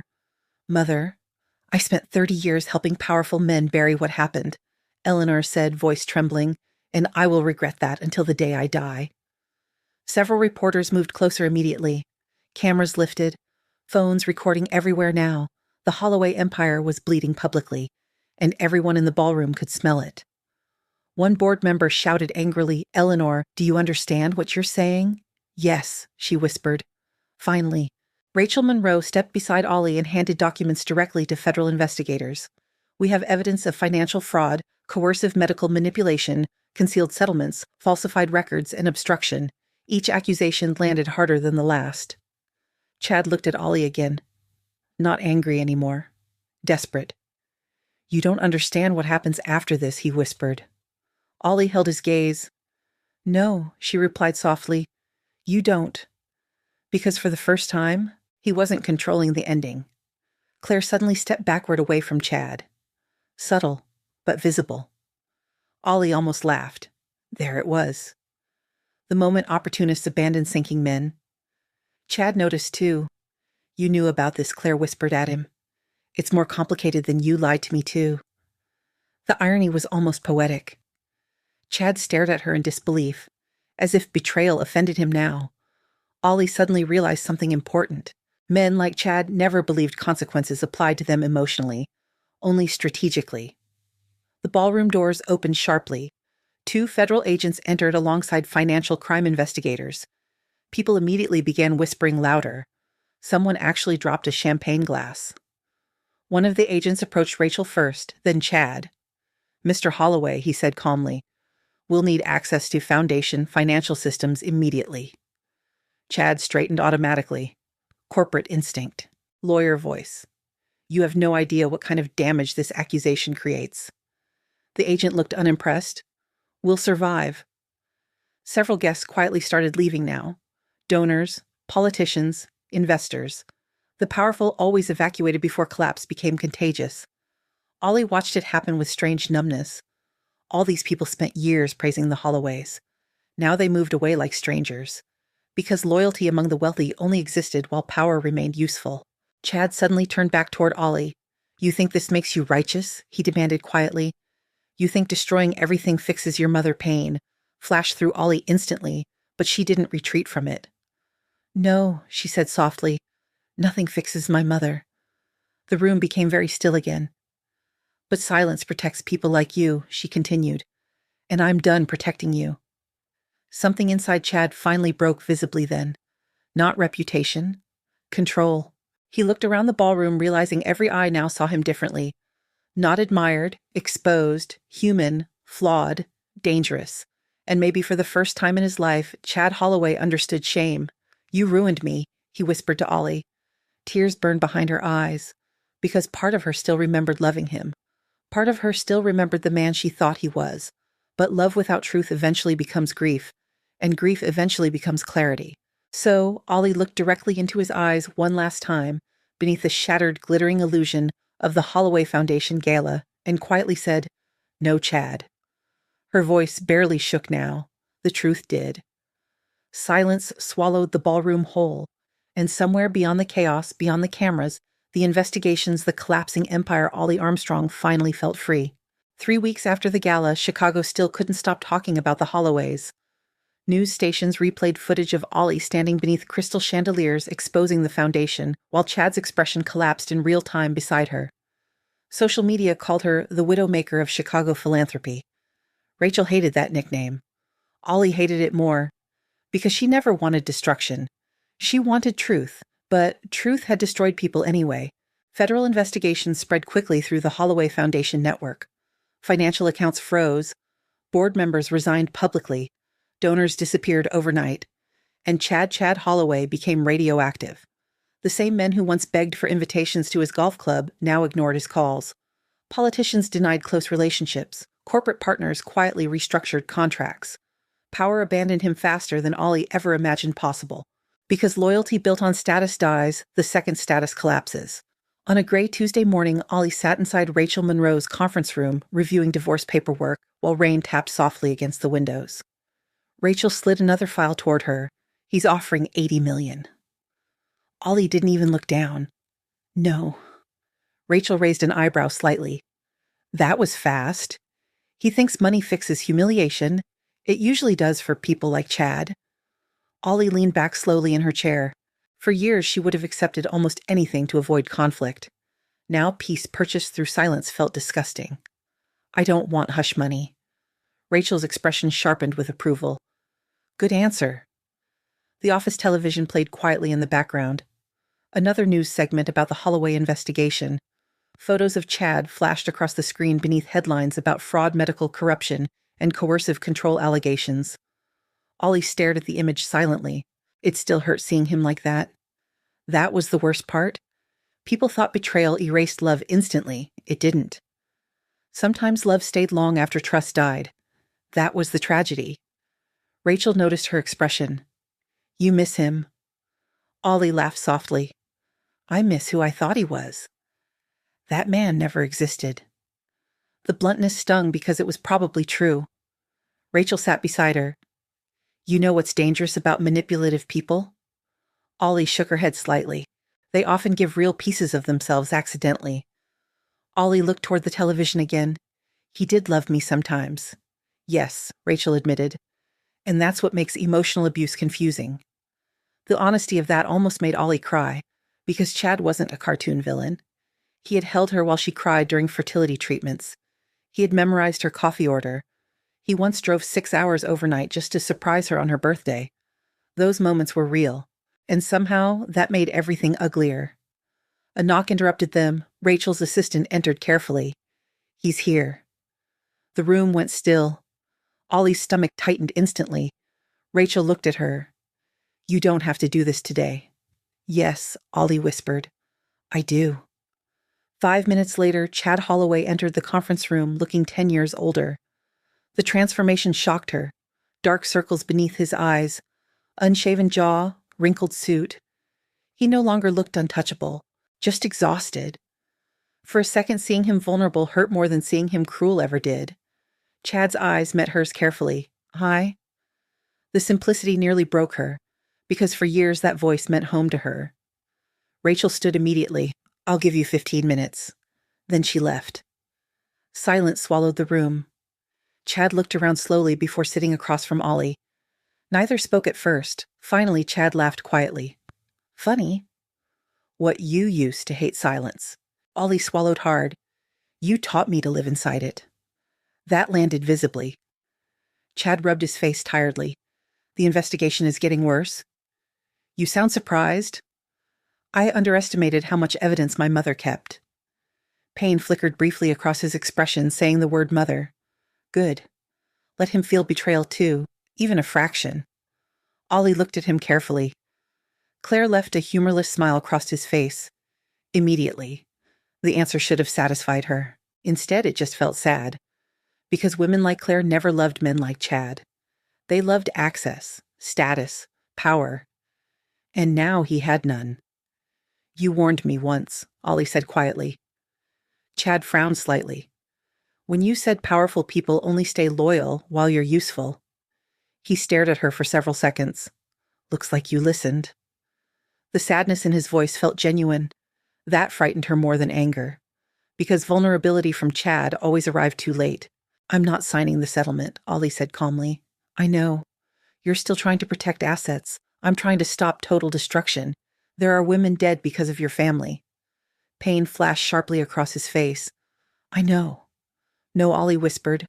I don't think you do. Silence stretched heavily again. Then Chad looked at her differently. Not defensive anymore, just tired. You know the worst part, he asked quietly. Ollie said nothing. I didn't plan to love you.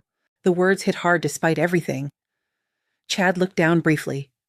At first it was strategy. Damage control. Just like my mother said. Every sentence still hurt. But then you... He laughed bitterly once. You were real. Ollie felt tears sting instantly. You don't get to romanticize this now. I'm not trying to. Yes, you are. Chad leaned forward slowly. I ruined the only honest thing in my life. There it was. Finally. Not excuses, not manipulation. Truth. And somehow, truth sounded devastating coming from him now. Ollie wiped quickly beneath her eyes. You watched me blame myself for years. I know. You let me believe my body failed me. His face twisted painfully. I know. How could you love me and still do that? Chad closed his eyes briefly. When you grow up inside families like mine, you learn survival before morality. The sentence explained him perfectly. Not excused him. Explained him. Ollie suddenly saw Chad clearly for the first time. Not powerful, not monstrous, broken, raised inside a dynasty that taught him control mattered more than humanity. And still, he made choices. That part mattered. You had chances to stop, she whispered. Yes. But you didn't. No. The honesty felt brutal. Beautiful in a terrible way. Because at least now he wasn't lying anymore. Chad looked around the conference room slowly. You know what kills me. Ollie said nothing. You're stronger without me. The words settled heavily between them. Because they were true. For years, Chad quietly benefited from Ollie doubting herself. Now she looked steadier than he did. I used to think love meant enduring people. Ollie admitted softly. Chad's eyes lifted toward hers. But now I think love without respect eventually becomes grief. His expression cracked slightly hearing that. Maybe because he knew she was right. The room fell quiet again. Then Chad reached slowly into his jacket pocket and slid a folder toward her. What's this additional settlement records? His voice sounded hollow now. Women your mother tried to help before she died. Ollie stared at him in shock. You're giving me evidence I'm tired.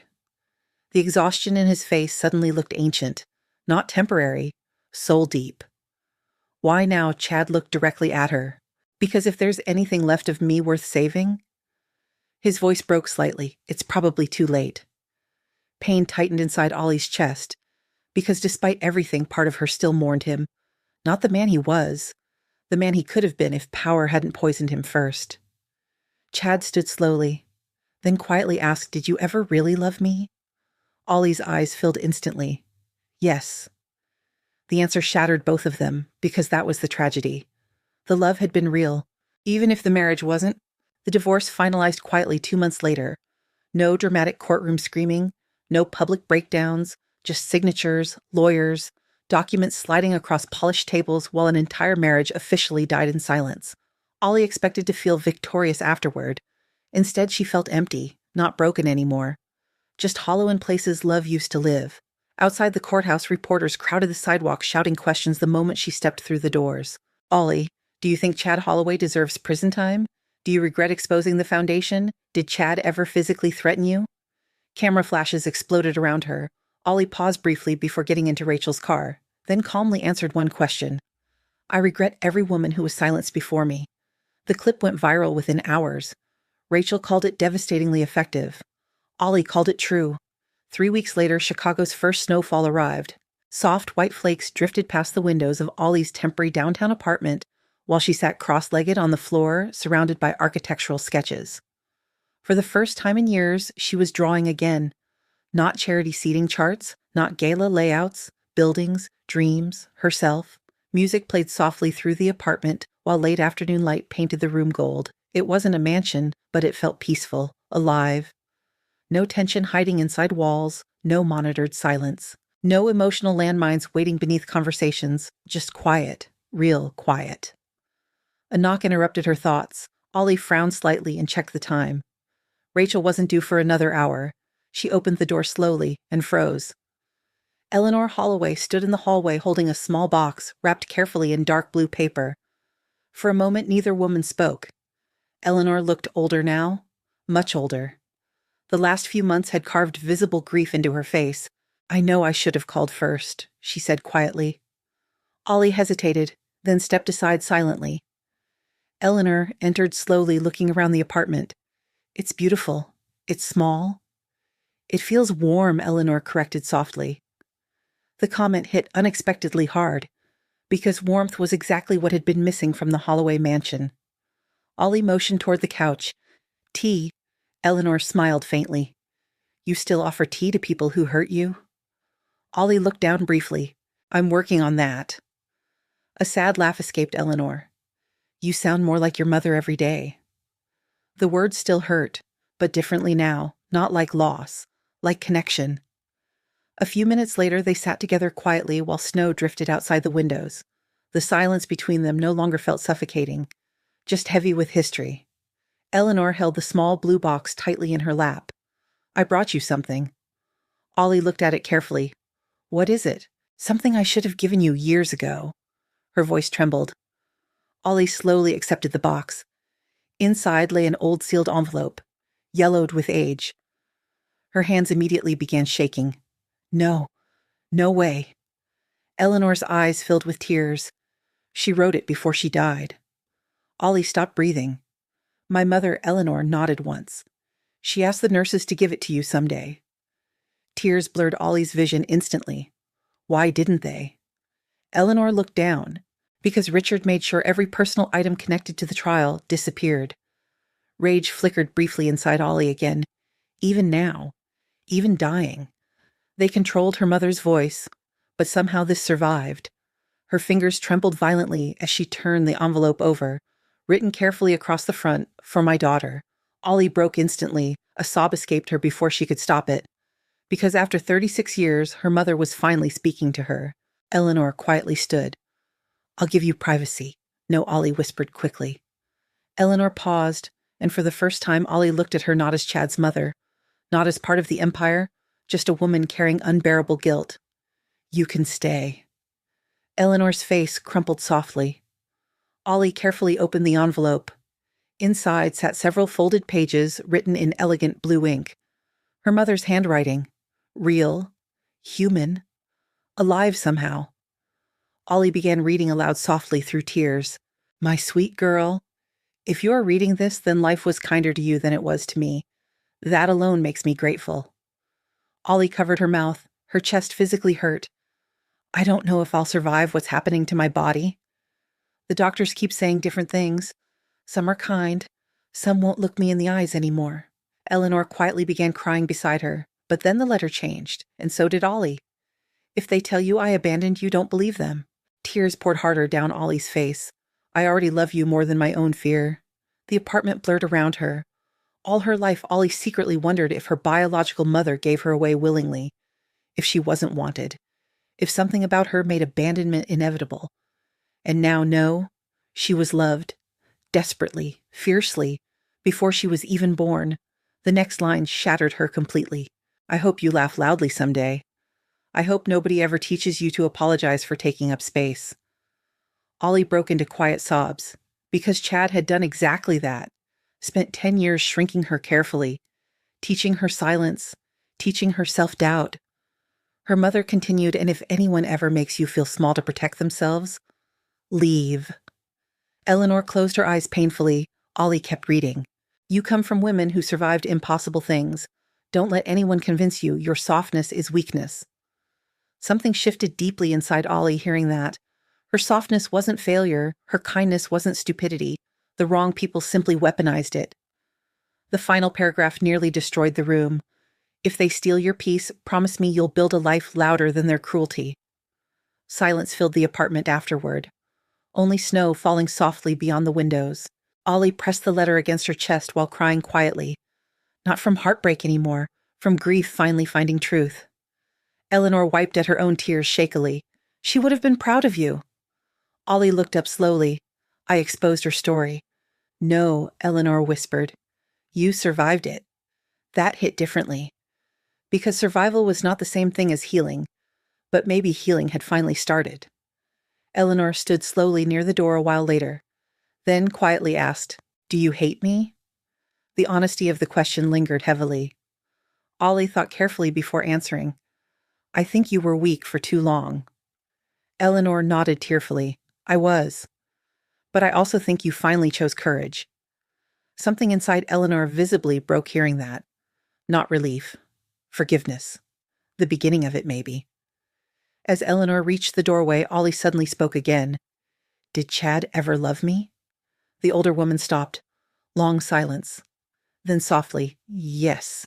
Pain tightened inside Ollie's chest again, but he loved power more, Eleanor whispered.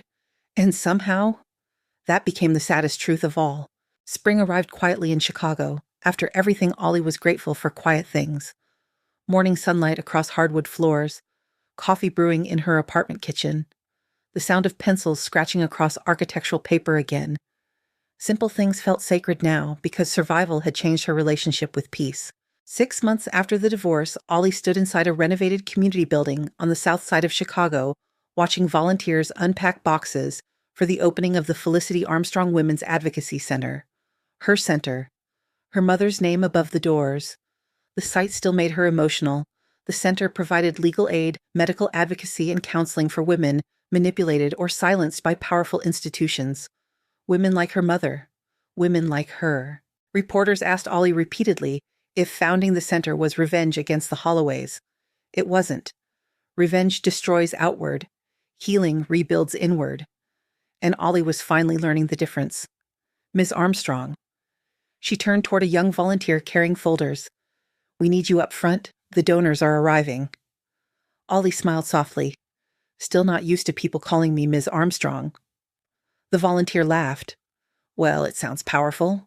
For the first time in years, Ollie believed that maybe she was. Not because she destroyed a powerful family, because she survived becoming small inside one.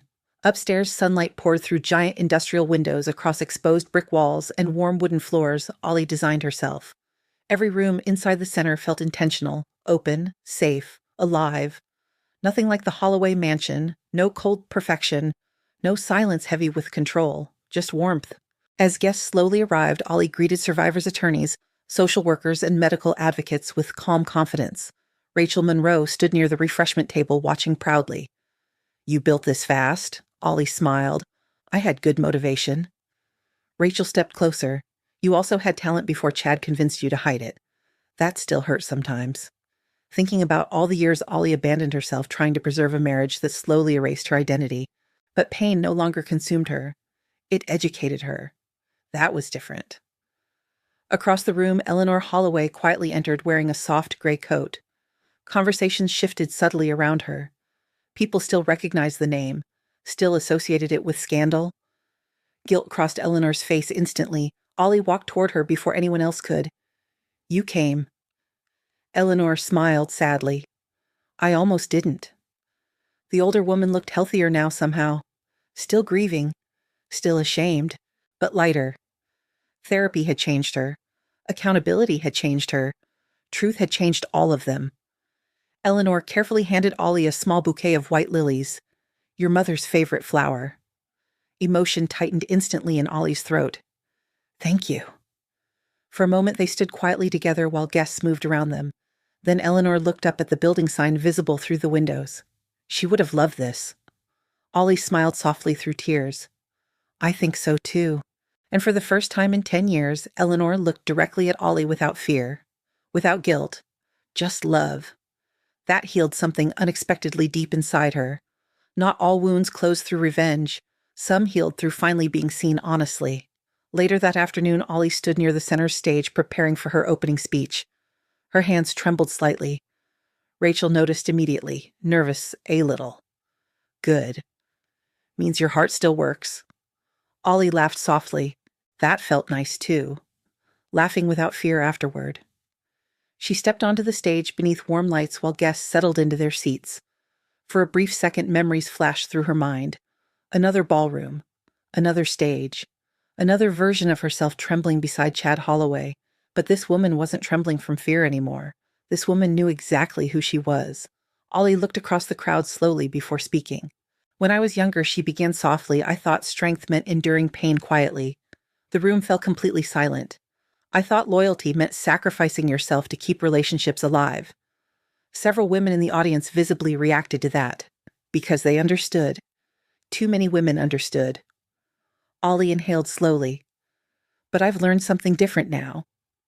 Her voice steadied stronger. Love should never require you to disappear. Emotion tightened across the room immediately. Ollie continued.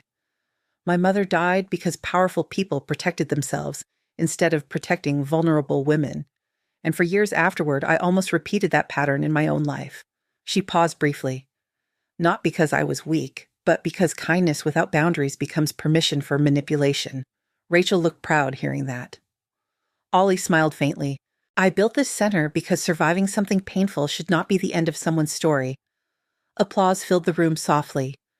But Ollie wasn't finished. You are allowed to leave relationships that make you smaller. You are allowed to stop explaining your pain to people committed to misunderstanding it. And you are absolutely allowed to rebuild your life louder than the people who tried to silence you. This time the applause came harder, stronger.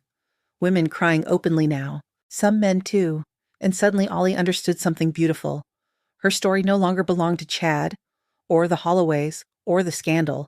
It belonged to her.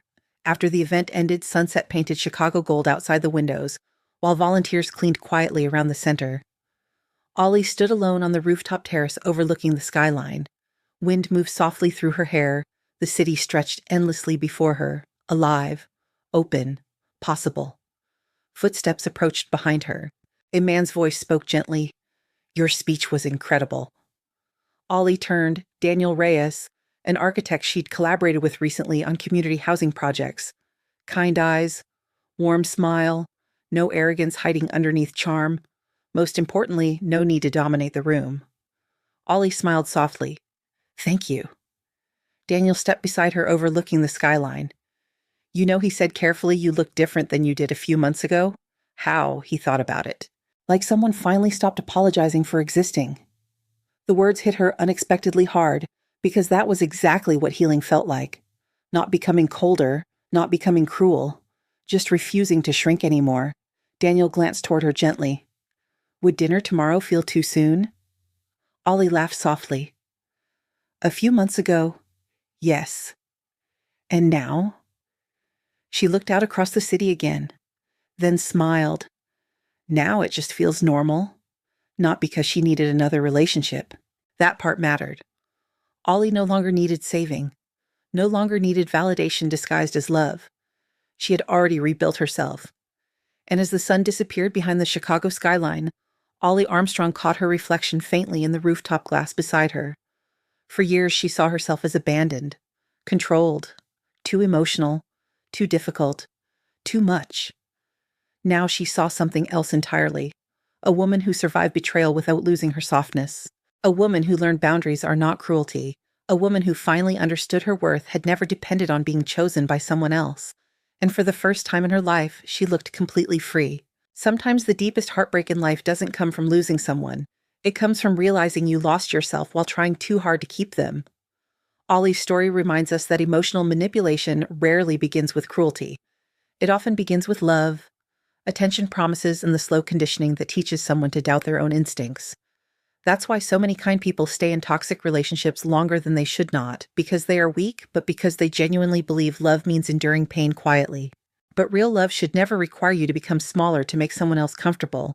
It should never demand your silence, your identity, your dreams, or your self-worth as proof of loyalty.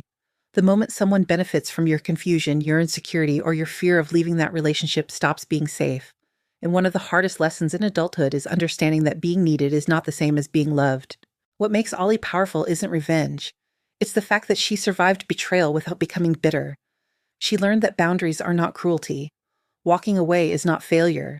And choosing yourself after years of emotional neglect is one of the bravest things a person can do. Sometimes healing looks like starting over in a smaller apartment. Sometimes it looks like crying while rebuilding your life piece by piece. Sometimes it looks like finally hearing your own voice again after years of silence. But healing always begins the moment you stop asking toxic people to validate your worth. And maybe that's the real message of this story. People who truly love you will never need you to disappear in order to stay. If this story touched you emotionally, share your thoughts in the comments. Which moment hurt you the most? And do you think Chad ever truly loved Ollie? Or was it always control disguised as love? Don't forget to subscribe for more emotional drama stories about betrayal, healing, revenge, and finding your strength again after life breaks your heart.